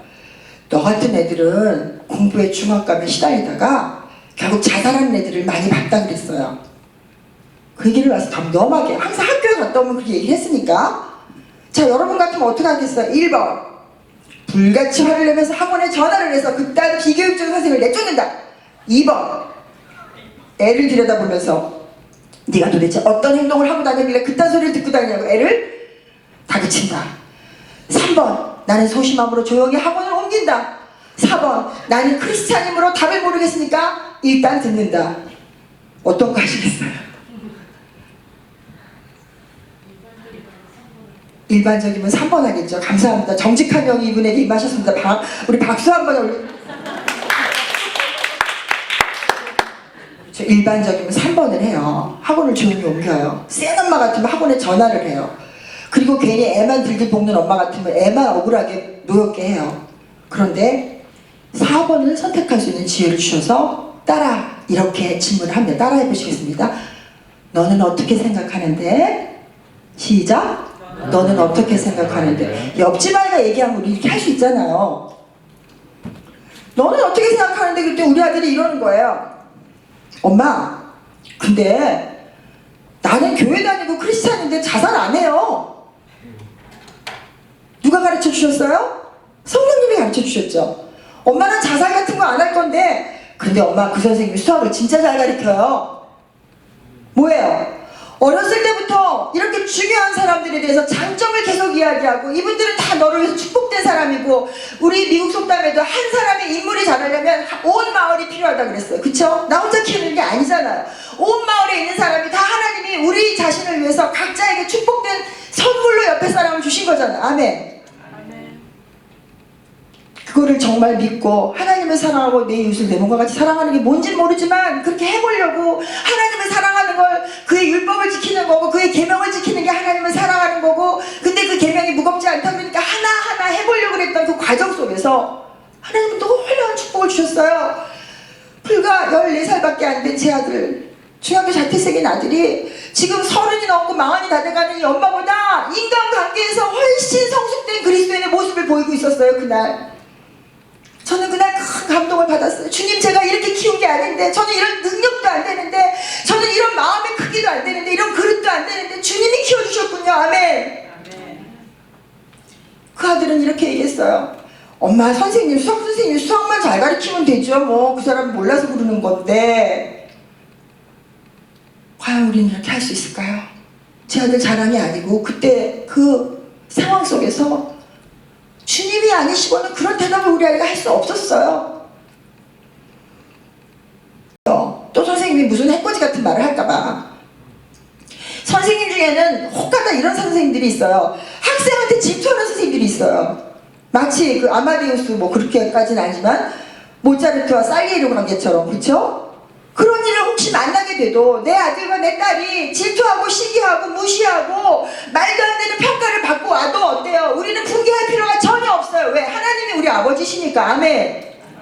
그렇게 한 사람이 요셉이고, 그렇게 한 사람이 아브라함이고, 그렇게 하신 분이 예수님이시고, 모세고, 우리 너무너무 하나님께서 배울 수 있는 사람들은 수없는 인물들의 이야기들을 그들의 실수까지 가감없이 기록해 주셨잖아요. 아멘. 믿음이 적었던 저는 제 아들이 수학 공부를 하는 동안 그 학원 시간에 맞춰서 기도를 하기 시작했습니다. 하나님 불쌍히 여겨주시고, 제 아들이 혹시 그런 비인격적인 선생님한테 어떤 이야기를 들어도 마음에 상처받지 않게 해주시고, 생각해봤더니 그 선생님만 그렇게 말한 게 아니에요. 나도 부지중에 수없이 비인격적인 말을 해서 수없는 사람의 가슴에 수없는 대못을 받았을지도 모르는 거예요. 내가 무슨 말을 해서 어떤 상처를 줬는지도. 결국 제 아들을 하나님께서 함께 하신다는 것을 믿고 일희일비하지 않으며 그 학원을 계속 다니도록 둔 결과 고등학교 수학을 단돈 3만 원에 몇 달 동안 그 선생님한테 그냥 붙어 있다가 대한민국 수학 능력 시험 수능에서 만점 받는 은혜를 받았어요. 아멘, 아멘. 근데 우리는 불안해서 옮겨 다녔죠. 내 맘에 안 맞으면 여기 아닌가벼 그러고 옮겨 다니잖아요. 식물도 한 군데 좀 오래 심어 있어야 얘가 뿌리를 내든지 말든지 하잖아요. 이 학원 다녔다 저 학원 다녔다 이 학교 갔다 저 학교 갔다 여기 갔다 저기 갔다 하면 애가 어때요? 늘 외교관 만들 거 아니면 굳이 그렇게 할 필요가 없죠. 이제 저와 여러분의 다음 인생의 과정에서도 우리 복습 한번 하고 이제 잠깐 쉬겠습니다. 아내는 남편의 가정과 남편의 시댁식과, 죄송합니다. 제가 남편의 시댁식과 없죠? 이건 동성애나 있는 거죠? 네, 죄송합니다. 다시 한번. 아내나 남편이나 배우자 가정에 험담을 하지 말아라. 목사님과 교회 식구들의 험담을 하지 말아라. 선생님과 학교와 교육제도의 험담을 하지 말아라. 어떻게 해요? 그들의 장점을 칭찬하고 내 눈에 보이는 결점을 중보기도 하는 은혜가 우리에게 임할 줄로 믿습니다. 기도하겠습니다. 오직 주의 교훈과 훈계로 자녀를 양육하는 일은 생각보다 무척 어려웠습니다. 왜냐하면 제가 그런 가정에서 자란 적도 없고 주일학교도 다녀보지 못했고, 또한 이제 나이가 들어서 교회에 왔지만 그동안 늘 평생 사용했던 저의 모국어 한국어로 설교를 듣는데도 불구하고 인생에서 가장 어려운 한국어가 바로 성경책이요 성경 말씀이었기 때문입니다. 들어도 듣지 못하고 보아도 보지 못하는 저의 귀를 주님께서는 이렇게 일상생활 가운데 저의 마음에 가장 큰 문제였던, 무엇이든지 보면 비판해야지 똑똑한 줄 알고 내가 지적해야지 내가 그동안 공부를 잘한 것이라고 착각하는 그런 세상 문화에서 저를 완전히 구원해 주셨습니다. 아멘, 할렐루야. 그러나 하나님은 구원해 주셨지만 저의 일상은 날마다 죄 가운데서 정말 아무리 열심히 청소를 해도 언제 쌓였는지 모르는 우리 침대 밑에 그 먼지 덩어리처럼 죄가 발견되었습니다. 힘으로도 능으로도 눈물의 기도로도, 그리고 아무리 회개하고 반성하고 하나님 앞에 도와달라고 기도해도 저의 흉악의 결박은 끊어지지 않았습니다. 이제 초신자일 때는 내가 교회 생활을 한 지 얼마 안 돼서 그런가 보다. 내가 목사님 설교를 들었지만 그것을 일상생활에서 지키는 일은, 나는 여성이고 목사님은 남성이기 때문에 삶의 상황과 정황을 몰라서 아마 목사님이 잘못 설명해서 그런가 보다 하며 자기 합리화를 하기에 바쁜 순간도 있었습니다. 이렇게 교회를 믿지 않으면서, 믿지 못하면서 내 아이가 아플 때만, 내 아이가 문제가 있을 때만, 우리 가정에 내가 해결할 수 없는 그 문제가 있을 때만 마치 자동 판매기의 버튼을 눌러서 이럴 때는 A 버튼, 저럴 때는 B 버튼, 하나님 마땅히 나를 사랑하신다니까 주셔야죠 하며 눌러대는 그런 하나님을 알라딘의 요술램프처럼 여기는 악하고 악한 가짜 성도였습니다. 애가 건강해졌고 남편의 심장병도 하나님께서 좋은 의사 선생님과 그리고 좋은 약들을 계속 개발하셔서 은총으로, 일반 은총으로 계속 공급해 주셨건만 저는 진심으로 감사하지 않았습니다. 진심으로 감사하지도 않았고 언제나 하는 흉내만 내고 이제 도끼가 그 무화과 나무 뿌리에 놓여 있어서 열매 맺지 못하는 그 무화과 나무를 불쌍히 보신 예수님께서 저 나무를 찍어버리라고 했는데 주인이 그러잖아요. 조금만 몇 년만 더 기다려주세요. 혹시 열매 맺을지 알아요? 혹시 그냥 두시면 나는 포도나무요 너희는 가지니 저가 내 안에 내가 저 안에 있으면 이 사람은 과실을 많이 맺을 거라고 주님은 나는 현재 그런 상태가 아닌데 기대하시고 주님은 축복하시고 하나님 우편에서 말할 수 없는 탄식으로 우리를 위해서 지금 이 순간도 우리 자녀를 위해서 이 순간도 중보하시고 계셨습니다. 특별히 아까 설명했던 우리 친정엄마의 과잉보호는 저의 열등감을 자극했습니다. 저는 열등감이 깊을수록 교만해졌습니다. 또한 겉으로는 말씀대로 산다고 하지만 저는 여전히 이 세상에 가장 중요한 것은 나 자신이었습니다. 내가 왜 그렇게 우리 아이가 아플 때 울었는지, 왜 남편이 심장병에 걸렸는데 그렇게 울었는지, 왜 우리 아이가 학교를 자퇴했을 때 울었는지 이 모든 상황들을 되돌아보면 그것은 그들의 문제가 나의 문제로 느껴져서 울었던 것이 아니라 내 아들이니까 내 명예에 누를 끼칠까봐, 내 남편이니까 최소한 이래야 돼, 내 자식은 이래야 돼, 내 딸은 이래야 돼 하는 나를 우상 삼은 그런 죄악된 상태였습니다.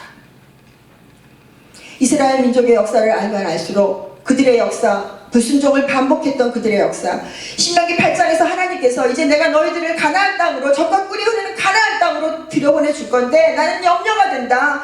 이것들을 너희들이 너네 손으로 내 손으로 했다고 할까봐 내가 걱정된다고 하신 바로 그 일들이 제 인생에 일어났습니다. 그것들은 특히 가장 연약하고 가장 엄마와 직접적인 관계가 있는 자녀를 통해서 반복해서 일어났습니다. 저는 하나님을 아무리 믿어도 자녀 문제에 있어서는 늘 두려움에 떨었습니다. 요한복음 14장 말씀을 위해서 평안을 너에게 주노니 내가 주는 평안은 세상이 주는 것과 같지 않다고 아무리 암송하고 또 암송하고 하나님 나에게 평안을 달라고 해도 제 마음은 늘 물결치는 파도를 보고 두려워하고 물에 빠져서 주여 나를 살려달라고 했던 베드로와 같은 그런 상태의 마음이었습니다. 리고렌 목사님은 이렇게 아무리 예수님을 믿어도 우리 안에 두려움이 떠나지 않는 이유를 4가지 정도로 진단해 놓은 것을 알게 됐어요. 첫 번째는 매우 충격적인 경험을 우리 어린 시절에 했을 때 그 트라우마라고 그랬죠.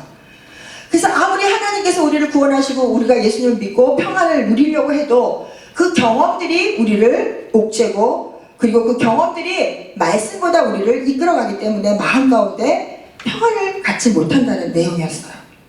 또 하나 우리들이 범하기 쉬운 일들, 매우 비현실적인 기대를 갖는 거죠. 제가 어저께 수영 얘기를 왜 했을까요? 왜 많은 이야기 중에 우리 아들이 물을 싫어해서 머리 감는 것도 싫어하고 그리고 머리 감을 때마다 샤워할 때마다 싸워야 되는 우리 가정에 있었던 그 별거 아닌 이야기를 여러분에게 그렇게 장시간 설명을 했을까요? 저는 어저께 수영에 관해서 이야기했지만 우리들이 검색창에다가 이제 우리 궁금한 걸 검색하잖아요. 이렇게. 그래서 여기다가 검색어를 넣고 이제 여기 이렇게 검색창에다 할 때 우리 집에서는 여기가 수영의 문제, 그 이전에는 어땠어요? 건강의 문제, 애가 아플 때는 건강의 문제, 밥 먹는 문제, 이런 의식주 간에서 아주 기본적인 인간의 그런 생존에 관한 문제에 대해서 항상 염려해야 했던 그런 저의 과거의 상황 때문이었어요. 그런데 특히 이 수영은 저와 제 아들이 인생을 살아가는데 아무리 내가 주목하는 사람이 없고 아무리 꼴찌를 해도 어디 가서든지 누구도 눈여겨보지 않고 거기 네가 있었는지 없었는지 존재감도 없다 할지라도 절대로 열등감이나 기가 죽거나 내가 좌절하거나 그런 아무리 큰 역경이 와도 포기하지 않을 수 있도록 우리 모자를 중무장시켜준 놀라운 훈련 기간이었다는 걸 알게 됐어요. 우리 언제 힘들어요? 빵점 맞는 애는 별로 안 힘들어요. 근데 98점 맞은 애가 힘든 거예요. 그쵸? 왜? 엄마가 100점 맞으라 그러니까. 빵점 맞고 아무것도 모르는 애는 어때? 저는 너무 편해요. 여기 와서. 왜? 영어를 전혀 못하니까. 그쵸? 근데 여러분 힘들잖아요. 여러분 10년, 20년 사셨지만 원어민하고 똑같이 여기 본토 사람들하고 하려면 뭔가 학교에 면담하러 가려고 그러면 가기 전부터 가슴이 벌렁거린다는 어떤 어머니도 만났어요. 그리고 선생님이 우리 아이에 대해서 얘기하는데 알아들을 수가 없어서 너무 화가 난다는 엄마도 만났어요. 그쵸?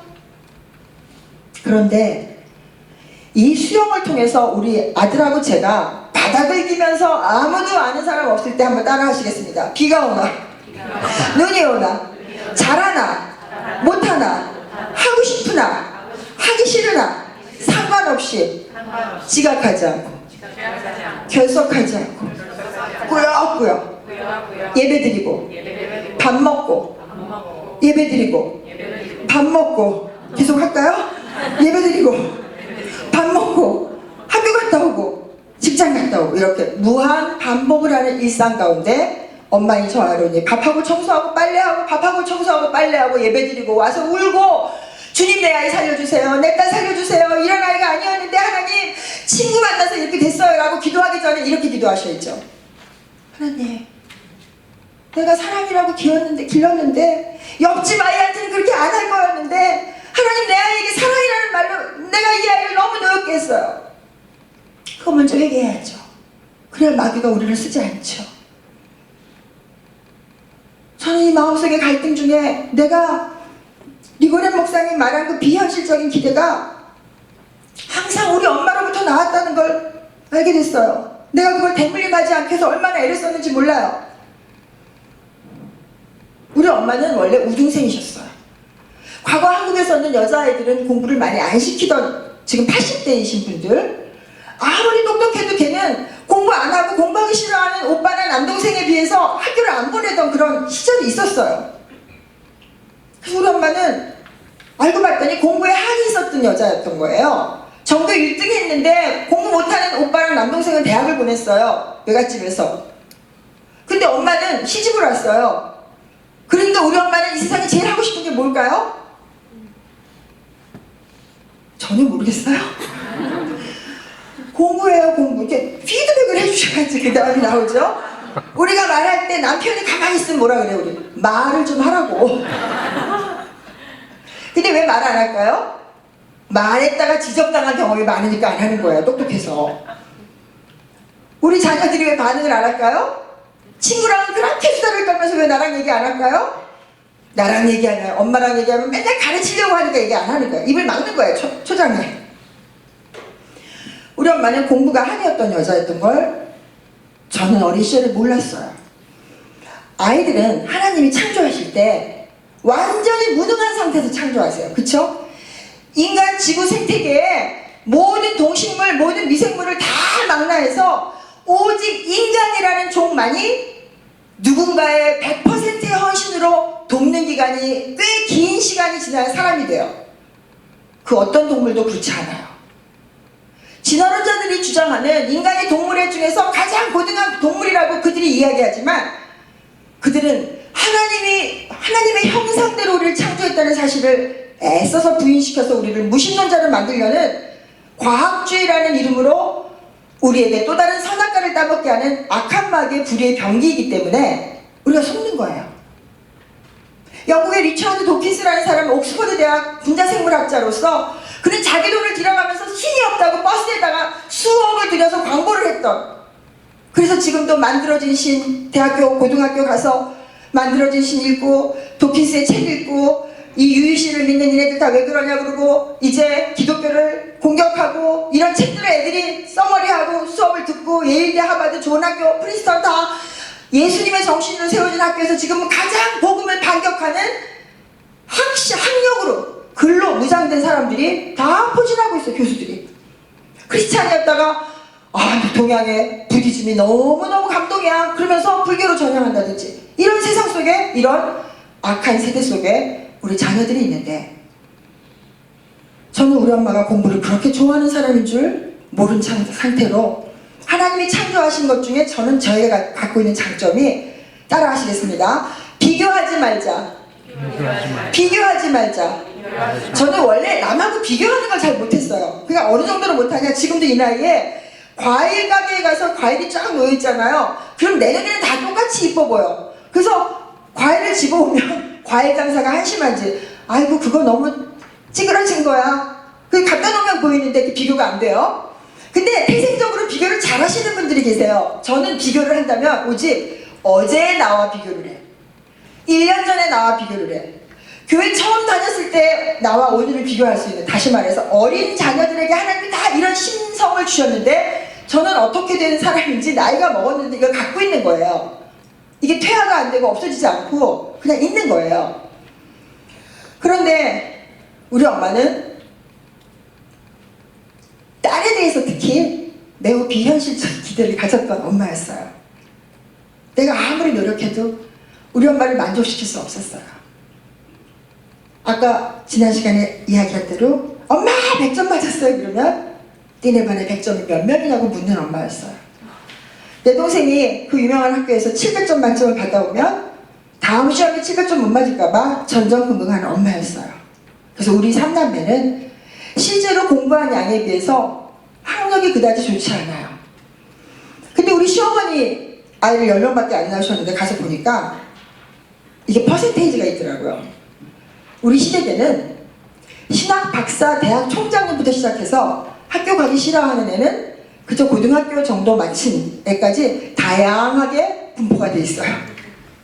그러니까 저와 여러분이 인구가 지금 줄어들고 애를 조금 낳으니까 어저께 얘기한 불순종 75%의 애를 낳는다든지 이게 한 명밖에 없으니까 이래서 다 불안한데, 우리 엄마가 본인이 공부를 원하는 만큼 못했던 과거의 아픔 때문에 그 쓴뿌리가 어떻게 자녀한테 지금 대물림이 되는 거예요. 그쵸? 그래서 과도하게 요구하시는 거예요. 그럼 어때요?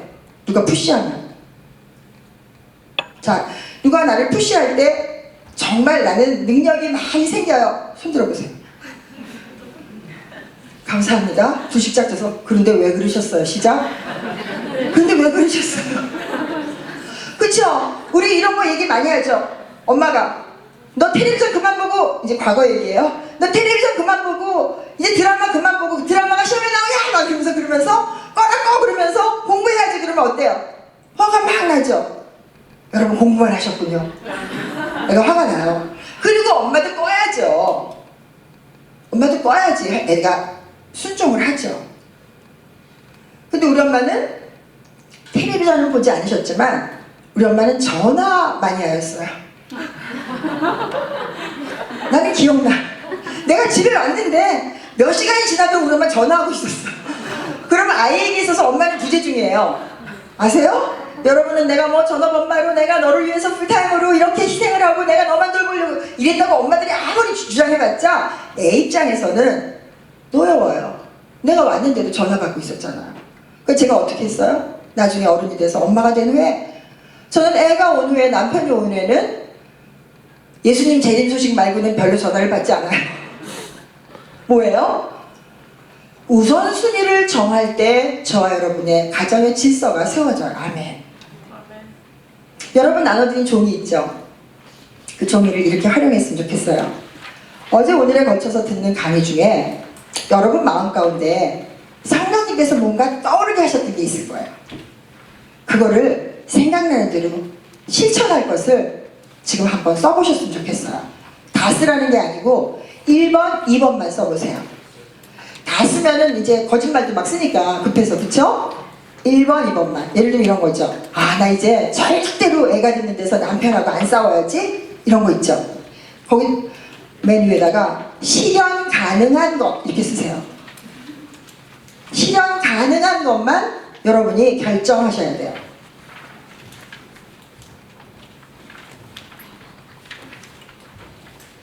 나는 나도 모르게 은혜 시큼 받고 와서 우리 교회가 감 나와라 대추 나와라 이러면서 어땠느니 애 앞에서 했는데 나 하나님 절대로 이제 교회 헌담 안 하게 해주세요. 이런 거 있잖아요. 그래서 제가 과거에 하도 말이 앞서가지고 하나님한테 결단한 것들이 많아요. 근데 이걸 글로 써놓지 않으면 잊어버려요. 그래서 1번, 2번 정도만 지금 한번 성령님께서 어제 오늘에 걸쳐서 내 마음에 강하게 남게 해주신 거 뭐가 됐든지 이것도 좋죠. 지각하지 않고 결석하지 않고 꾸역꾸역 이렇게만 써놔도 되죠. 그런 거 다 들어가죠. 혹은 나 정말 입에 재갈을 물고 우리 아이 다니는 학교 교육제도 절대로 험담하지 말아야지 이런 거 있어요. 실현 가능한 거 한번 2개 정도만 써보시기 바랍니다. 이제 그렇게 공부에 대해서 집착에 가까운 우리 엄마, 과행부 엄마, 심지어 한 예화를 들면 우리 남동생이 방학 숙제를 다 했어요. 근데 과거에는 왜 이렇게 한국에서 글씨 잘 쓰고 노트 필기 잘하는데 몇십 년 전 얘기예요. 집착했던 시절이 있었어요. 그러니까 방학 숙제 일기를 다 써놨는데 엄마가 보니까 글씨를 너무 엉망으로 쓴 거예요. 그래서 개학이 이틀 남았는데 그 일기를 찢었어요. 엄마가 다시 쓰라고. 그래서 애들이 썼어요. 자, 어린 시절에는 가능해요. 자, 사춘기가 지나가면서 이게 어떻게 될까요? 부모한테 복수하는 뇌라고 제가 그런 게 아니고 교육학자들이 전두엽이 발달하면서 여기 뇌가 파충류 뇌가 되면서 막 뇌과학자들에서 밝히잖아요. 그쵸? 근데 성경은 이걸 아시고 내 자녀를 노엽게 하지 말라 그랬어. 골로새서에는 노엽게 하지 말아야 되는 이유가 내 자녀가 낙심할까 한다고. 애들이 지금 왜 공부하기 싫어하고 왜 규칙을 지키기 싫어하고 왜 집에서 엄마에게 반발하고 왜 그래요? 물론 태생이 죄인이라 우리는 불순종의 영들 가운데 다 반발하는 게 원래 공품의 특성이에요. 그쵸? 그런데 유난히 나를 가장 아끼는 엄마에게 공격하는 것은 뭐예요? 되갚아주려는 거예요. 안 갚음하고 싶은 거예요. 해코지 하고 싶은 그런 마음이 우리 안에 있어요. 그쵸? 왜? 우린 죄인이니까. 하나님은 이걸 아시고 저에게 아주 어렸을 때, 애가 어렸을 때부터 뜻도 모르면서 이 놀라운 기도를 시키셨어요. 여러분도 그 기도를 지금 하시면서 그 은혜를 함께 누리시기 바랍니다. 애가 맨날 아플 때 설교 시간에 누가복음 2장 52절에 예수님의 어린 시절에 대해서 듣게 됐어요. 근데 내가 너무 성경에 대해서 무지하니까 예수님이 하나님의 외아들이라 그러니까 눈이 번쩍 뜨였어요. 우린 상황이 똑같으면 눈이 번쩍 뜨이죠. 그쵸? 나하고 너무 차이가 나는 사람이 얘기하면 그래, 그 니네 집 일이지 뭐 나랑 무슨 상관이야. 그쵸? 근데 나랑 상황이 비슷하면 갑자기 귀가 번쩍 뜨이잖아요. 그래서 우리 과거에 우리 교회 이준표 목사님, 담임 목사님 지금 자꾸 하셔서 천국에 예수님과 낙원을 거니고 계신데 제 영적 아버지셨던 그 목사님은 장례가 나면 이렇게 야단치는 걸 제가 어렸을 때 들었어요. 대학 시절에 30대 혼자 된 사람한테 40대 부부가 손 붙잡고 문상 가지 말라고. 남의 집에 영장지를 내냐고. 그쵸? 굉장히 지혜로우신 거죠. 거기 전역으로 가시는 전도사님이 계셨어요. 25살에 청산 과부 되신 전도사님. 6.25 전쟁 때. 그쵸? 옛날에. 근데 그 전도사님이 예수님만 믿고 아이들 딸 잘 길러내고 오직 승리하신 그 전도사님에 가서 그냥 가서 아무것도 안 했어. 가서는 손만 이렇게 잡았어.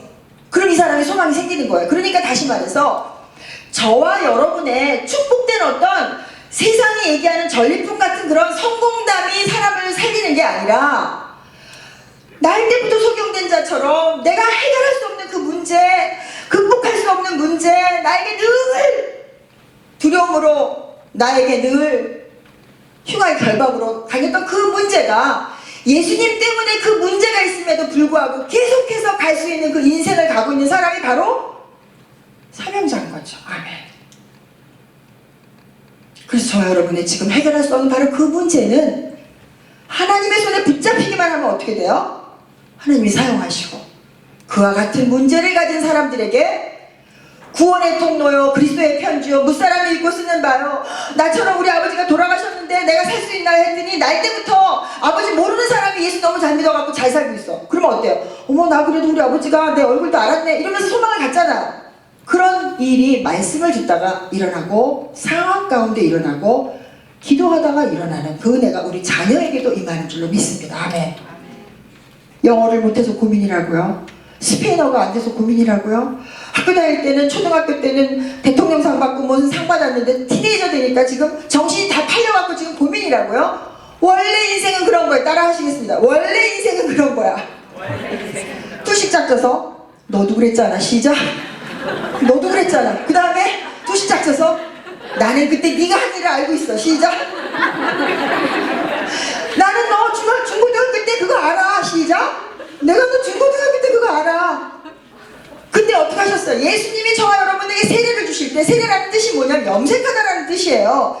옛날에 한국에서는 옷이 없어가지고 군용 잠바를 시커먼 물에 넣어갖고 푹 담갔다가 다 시커멓게 하고 입고 다녔어요. 근데 예수님의 피로 저와 여러분의 과거, 현재, 미래 모든 얼룩진 죄를 어떻게 해요? 푹 담아서 확 덮었어요. 그게 세례예요. 아멘 할렐루야. 그러니까 안 보여요. 안 보여. 근데 마귀가 송사하는 거예요. 너 근데 그 죄 졌잖아. 그러니까 너 그렇게 될까봐. 그래서 걱정하는 거예요. 그쵸? 왜? 우리 남편이요, 굉장히 온유하고 정직해요. 모르지, 하나님 앞에서 어떨지 모르지만 제가 볼 땐 그래요. 근데 우리 남편은 본인이 정직하고 거짓말을 하려고 그러면 벌써 심장병 환자의 증세가 나서 거짓말하기 전에 얼굴에 나와요. 근데 저는 제법 깜찍하게 거짓말할 수 있는 능력이 있어요. 제가 연기자 출신이거든요. 어렸을 때 아역배우를 했어요. 아버지가 영화 촬영 감독이라. 그래서 가짜 인생을 잠깐 살아봤던 경험 때문에 살짝 연기력이 있어요. 그런데 거짓말하는 자는 하나님의 목전에 들어가지 못한다 그래서 이 거짓말이 얼마나 큰 죄인지를 알게 된 거예요. 예수 믿을 때. 근데 우리 아들이 어떤 건 아빠 닮고 어떤 건 엄마 닮고 그러면서 계속해서 닮게 됐는데, 이 예수님의 어린 시절처럼 한번 따라 하시겠습니다. 예수께서는 또 금식하고 오셨어요? 여러분이 이러면 애들이 졸고 있다니까요. 다시 한번. 예수께서는 지혜가 자라고, 키가 자라고, 하나님과 사람에게 더욱 사랑스러워 가시더라.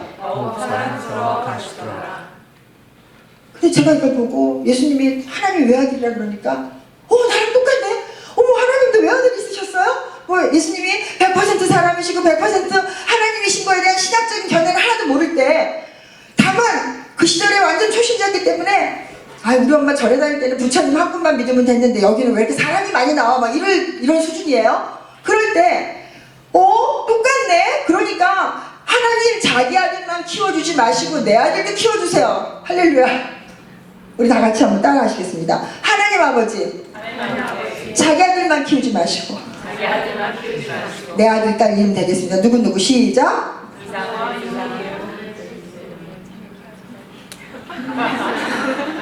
애들이 제일 싫어하는 게 뭔지 아세요? 편애예요. 지금 공부 잘하는 애부터 불렀죠. 그리고 이따 저녁 때 고기 구우면 제일 맛있는 가운데 토막 공부 잘하는 애만 줄 거죠.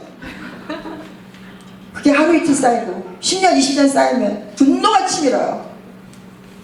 그게 분노가 치밀어서 분노의 열등감의 심리학을 말한 사람이 바로 칼 융과 함께 있었던 사람인데 갑자기 생각이 안 나요. 아들로. 맞아요. 감사합니다. 아들로가 엄마가 큰아들만 좋아하고 자기는 날 때부터 구루병에 걸리고 비타민 D가 모자라서, 그리고 엄마가 너무 사랑 취급을 안 하는 편애에 시달렸는데 다행히 아버지가 좀 걔를 챙겨갖고 훗날 태어난 순서가 얼마나 사람에게 열등감에 문제를 일으키는지, 이 열등감이 얼마나 나 한 사람의 자아를 형성하는데 문제가 되는지, 이런 것들을 연구했으니까 따라 하시겠습니다. 나의 고난이 나의 사명이고 나의 고난이 나의 축복이다. 하나님 믿지 않는 사람도 하나님이 일반은총으로 주셨는데 하물며 하나님을 믿는 저와 여러분이 그것을 하나님이 하시는 방법으로 이해했을 때 얼마나 큰일이 벌어지겠어요. 아멘 할렐루야. 저와 여러분은 다 용서받은 죄인이잖아요. 그래서 제가 하나님 자기 아들만 키워주지 마시고 우리 따라 하시겠습니다. 시작. 우리 이름 다 대세요. 손주까지 시작. 여러분 소리 지르는 거 볼륨 높이세요 좀. 소리 지르는 거 내가 다 알아요. 그거 지금 100분의 1도 안 하셨잖아요. 그거의 반 정도만. 시작. 크게 하나님 들으시게. 시작. 감사합니다. 우리 승호도 따라 하시겠습니다. 예수님처럼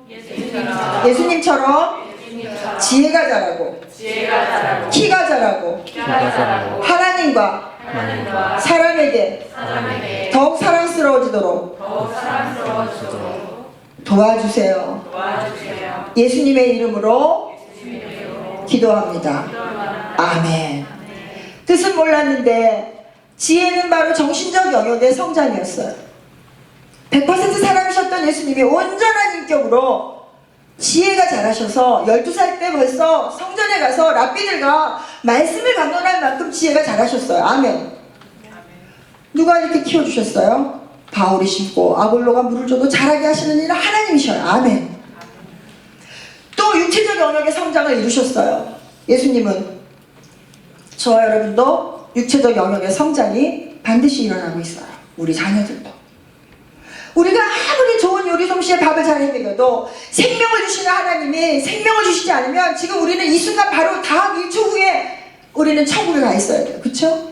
물론 천국이 너무너무 좋은 곳이죠. 그런데 왜 있다 그랬죠? 사명이 남아있어서 내 아들, 내 딸 지옥불 가지 않고 예수 그리스도 믿게 해서 하나님의 자녀로 회복시켜서 마음이 병들고 자존감이 병들고 훼손되고 잘못된 성공에 대한 인식을 갖고 있는 이 모든 것들을 다 바로잡아서 주님이 원하시는 기준으로 바로잡는 그 사명을 우리들이 가정에 선교사로 파송됐다 그랬잖아요. 아멘.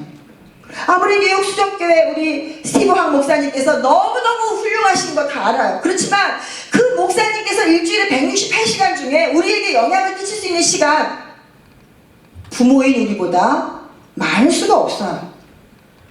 우리 남편이 아무리 지금 교회를 다니지 않아도 하나님은 그 남편의 미래까지도 성경은 이렇게 기록하고 있어요. 믿지 않는 아내가 그 남편의 순종함에 도로 인해서 그 남편의 영혼까지 구원한다 그랬어요. 아멘. 그러니까 저와 여러분이 순종하는 역할 모델로 마치 남자로 저는 군인은 안 가봤지만 군대 가면 사임을 뺀다고 말투도 다 바꿔가지고 뭐 그렇습니다 저렇습니다 막 그렇잖아요. 그렇듯이 크리스찬 용어가 따로 있어요. 어떻게? 애가 보는 데서만이라도 따라 하시겠습니다. 애가 보는 데서만이라도 가식적으로라도 위선적으로라도 자 따라 하시겠어요. 옆집 남편이다 생각하고 죽게 하듯 물도 떠드리고 죽게 하듯 구운 생선도 갖다 드리고 이렇게 별거 아닌 일상생활에 쌓이고 쌓인 그리스도를 경외함으로 피차 복종하는 일들이 아내로부터 시작되어 왜 우리가 선악과 따먹었으니까 원인 제공을 했으니까 어때요? 우리가 시작을 해야겠죠. 별로 수긍을 안 하시는 것 같은데 그런데 선악과의 시작은 하와였지만 그 원죄의 원인은 대표성을 가진 아담이 다 책임을 지게 돼 있어요. 그렇죠? 그러니까 아내인 저 여러분이 아무리 많은 잘못을 해도 결국 그 책임은 가정의 전체적인 책임은 누가 져요? 믿지 않는 남편이라고도 하나님이 그 남편을 가정의 머리로 주셨기 때문에 그 질서 속에 남편이 책임을 지게 돼 있어요.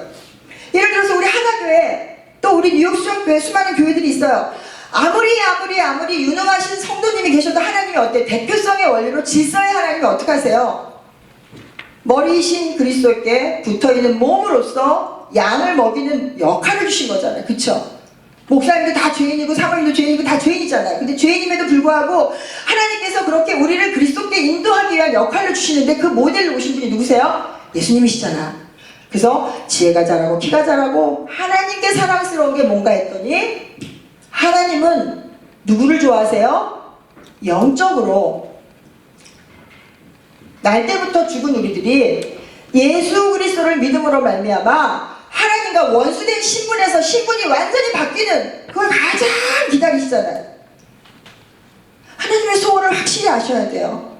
하나님의 소원은 우리 자녀들이 좋은 학교 가고 뭐 카네기 홀에 서서 연주하고 링컨 센터에서 발레하고 이런 게 아니에요. 하나님의 소원은 뭐예요? 모든 사람이 구원을 받으며 진리를 아는 데 이르기를 원하시는데 우리를 지금 쓰시는 거예요. 어떻게? 엄마 아빠로서. 다른 거 다 못했어도 예수님 믿게 하는 게 가장 좋은 엄마고 가장 좋은 아빠예요.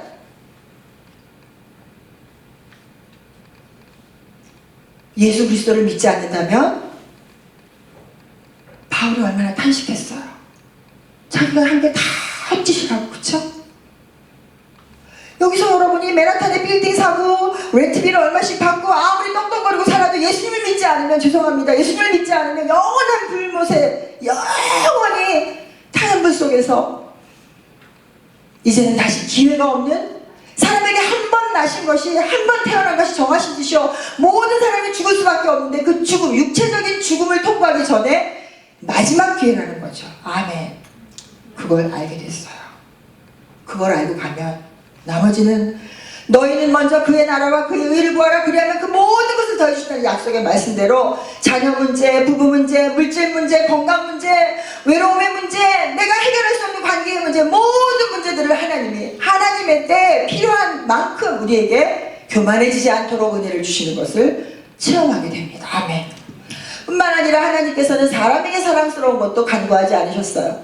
사람에게 사랑스러운 어떤 사람을 우리 사랑하죠? 성품, 인격, 그렇죠? 하나님에게 신격이 있듯이 우리는 인격이 있죠. 사람에게 사랑스러운 인격적 영역의 성장이 나이마다 계속해서 있다는 것을 알게 됐는데, 궁극적인 인격의 열매는 마지막에 성령의 9가지 열매에 요약해서 나와 있고, 또 저와 여러분이 우리 자녀들이 마지막까지 천국 갈 때까지 끝까지 가져갈 게 있어요. 그게 뭐냐? 고린도전서 13장에 기록된 믿음, 소망, 사랑, 이것은 항상 있을 텐데 그 중에 제일이 뭘까요? 저는 정말 고백하건대 오래도록 그 중에 제일이 믿음인 줄 알고 살았던 적이 있어요. 근데 아니에요. 끝까지 마지막까지 가져가는 건 하나님 사랑, 이웃사랑, 십자가의 도예요. 우리 성령의 9가지 열매 한번 배워볼까요? 시작.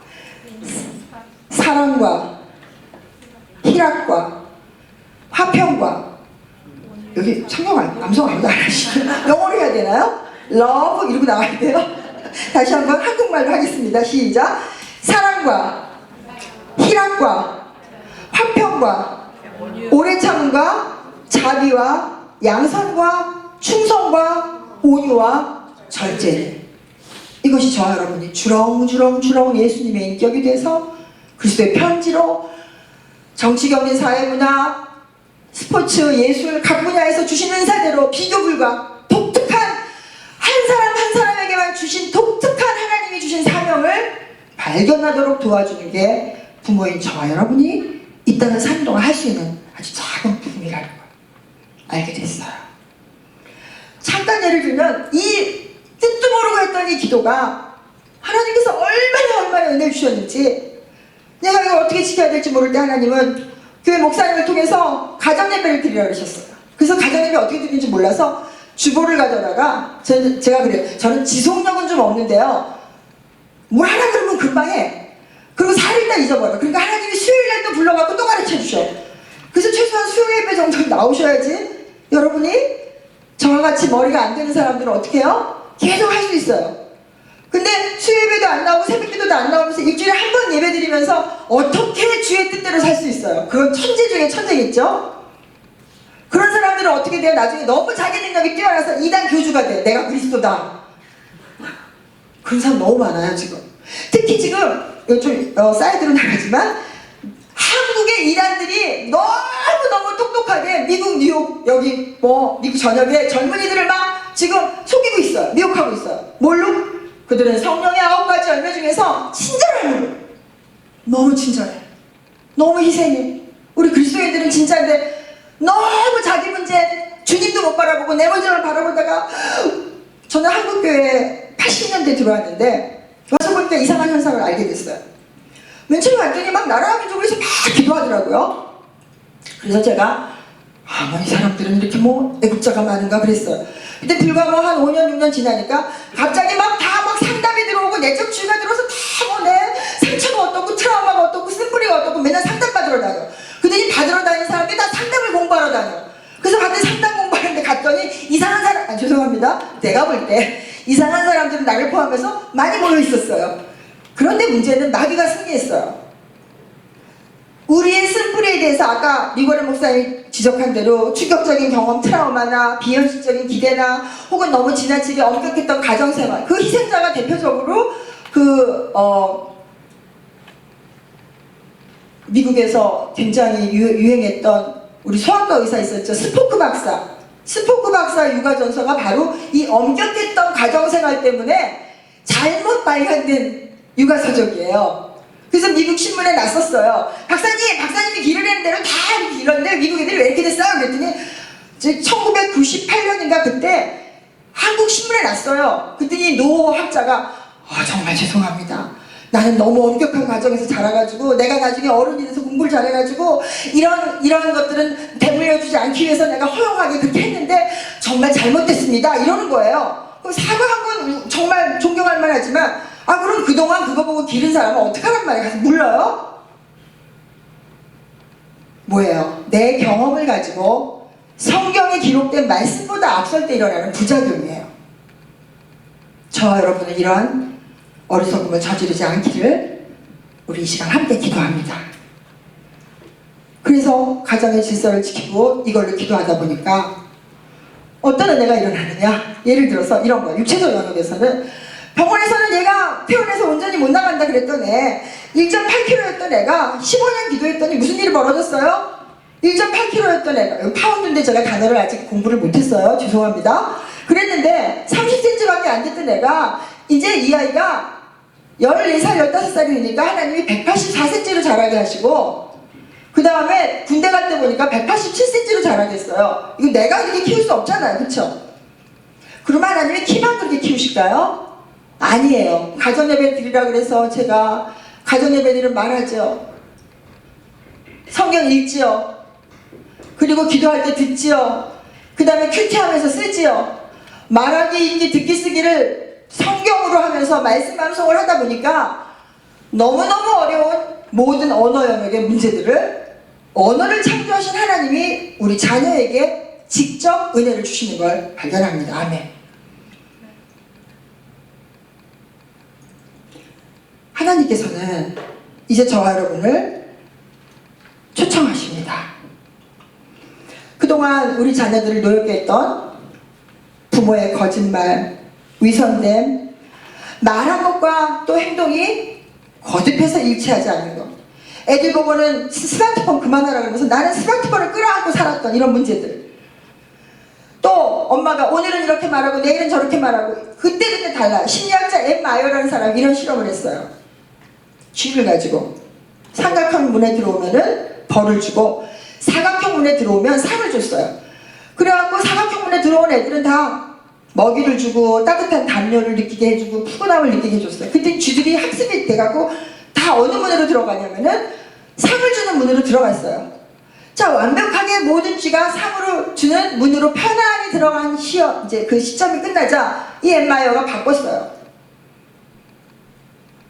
그래서 당연히 먹이가 있을 거라고 들어갔는데 여기 들어갔더니 막 불편하게 하고 때리고 막 먹을 것도 뺏고 막 이렇게 조건이 나빠졌어요. 그러니까 쥐들이 막 이리로 들어갔다 저리로 들어갔다 막 그러니까 허약한 쥐들은 막 털이 다 숭숭 빠지고 어떤 쥐는 막 죽어가고 막 그런 실험을 한 거예요. 다시 말해서 부모인 저와 여러분이 일관성을 상실할 때 우리 아이들의 심령이 이와 같다는 거예요. 그네를 밀어줄 때 뒤에서 예측이 가능한 엄마가 밀어주는 거하고 장난꾸러기 삼촌이 애가 그네도 못하고 부들부들 떨고 있는데 확 밀었어요. 그럼 어때? 애가 나가 동그라졌어요? 그럼 얘는 트라우마가 생기는 거죠. 반복하면. 이때 자녀는 노엽습니다. 자녀는 또 배고프면 노엽습니다. 시험 못 봤다고 내가 좋아하는 음식을 안 주면 노엽습니다.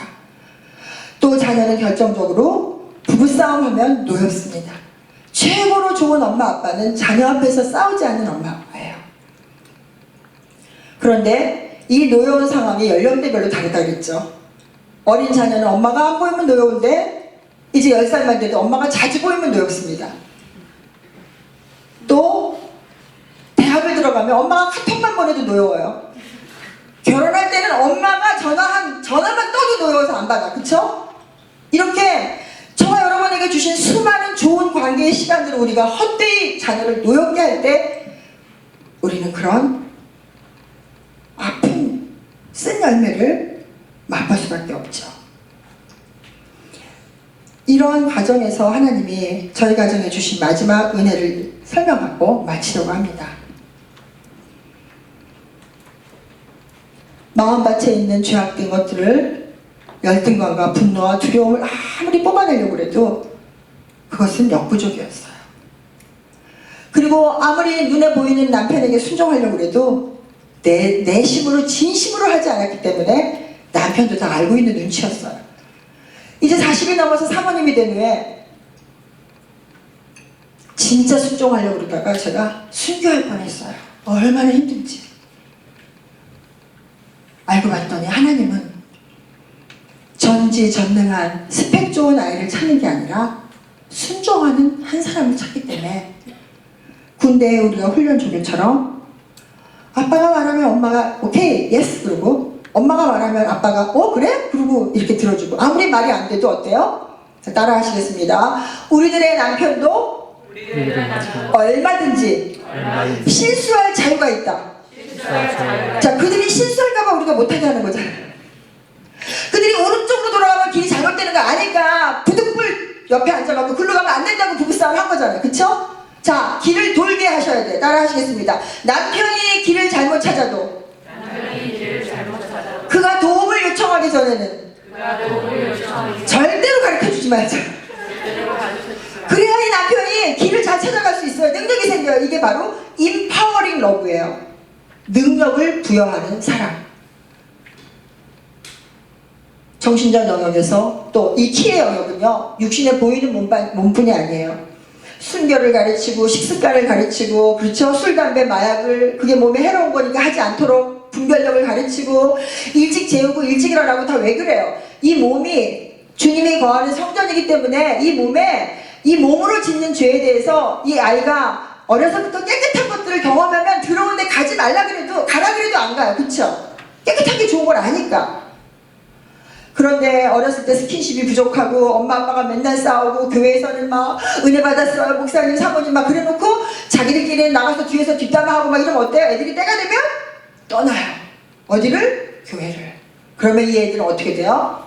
하나님과의 관계가 회복될 길이 그만큼 가나안을 40년 헤맨 것처럼 헤매게 돼 있어요. 우리 아버지처럼 굳이 암에 안 걸려서 마지막 순간에 누가 전도지 갖다 놓은 거 마지막 순간에 통증을 이기면서 그거를 굳이 그렇게 그 사랑을 받지 않아도 될 만큼 하나님은 이 땅에 젖과 꿀이 흐르는 땅으로 우리를 풍성히 누리도록 어떻게 시냇가에 심겨진 나무, 심은 나무가 아니에요.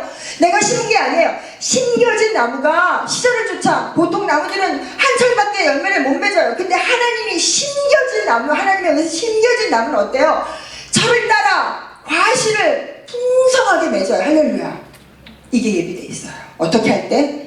저와 여러분이 눈에 보이는 옆에 분에게 순종하고 특히 집에서 남편하고 아내가 순종하고 부모님께 순종하고 몸에 순종이 체질이 돼서 이제 하나님이 두루 살피면서 예배드리는 자 순종하는 자 한 명을 찾을 때 하나님은 그 아이들에게 순종의 능력을 사용하셔서 어떻게 하세요? 하나님이 하실 일들을 이 세대에 오고 오는 세대에 필요한 각 분야에서 절대 비교 불가로 그 아이만 할 수 있는 독특한 일들을 없는 직업도 만드셔가지고 새롭게 하시는 것을 믿습니다. 어느 정도 하나님이 하시느냐? 행복한 가정에 믿지 않는 사람도 이런 은혜를 받았어요. 21세기에 레오나르도 다빈치라고 불리는 루이지 꼴란이라는 세계적인 거의 뭐 화가라고 하기보다는 이제 미술계, 디자인계에 아주 세계적인 인물이 있어요. 근데 그 사람이 몇 년 전에 한국을 방문했을 때 평소 그 사람에 대해서 궁금해했던 어떤 기자가 이런 질문을 했어요. 꼴라니 선생님, 어떻게 그렇게 당신은 창의력이 있고 당신의 어린 시절은 어땠는지 너무 궁금해요. 어떤 부모 밑에서 자라셨나요? 그랬어요. 그러니까 이제 뭘 기대한 거예요? 지금 한국도 그렇고 다 영재교육, 막 조기교육 이런 거 되게 막 우리들 관심 많잖아요. 선행학습 이런 거. 근데 그 꼴라니가 이렇게 대답을 하는 거예요. 저희 집은요, 전쟁통에 세계 제2차 대전 때 그 전쟁 끝날 무렵에 우리 아버지도 선생님이었는데 직업을 학교에 갈 수 없었고 우리 엄마는 노래를 부르는 무슨 오페라 이런 유명하지 않은 그런 직업을 가졌는데 학교도 막 이렇게 겨우 갔다 오고 막 그런 전쟁통이었는데 저희 집은 항상 행복했어요. 따라 하시겠습니다. 저희 집은 항상 행복했어요. 지금 아이들 입에서 노엽게 하지 않고 주의 교훈과 훈계로 기르는 것을 할 때도 이런 대답이 나오기 어려운데 그걸 몰랐던 사람이 부부싸움하지 않고 행복하게 했던 어린 시절을 제공한 거예요. 어떻게 했냐? 어떻게 행복했는데요? 그랬더니 저희 집은요, 내가 학교 갔다가 우리 형제들은요 제일 먼저 집에 뛰어가는 애들이었어요. 왜 그랬을까요? 애들은 뭘 좋아해요? 애들은 뭐 좋아해요? 공부요? 아니요. 간식이요. 간식이요? 맞습니다. 먹는 거 좋아하고 배부른 다음에 뭐 하고 싶어요? 놀고요. 자, 따라 하시겠습니다. 노는 귀신이 있었어요.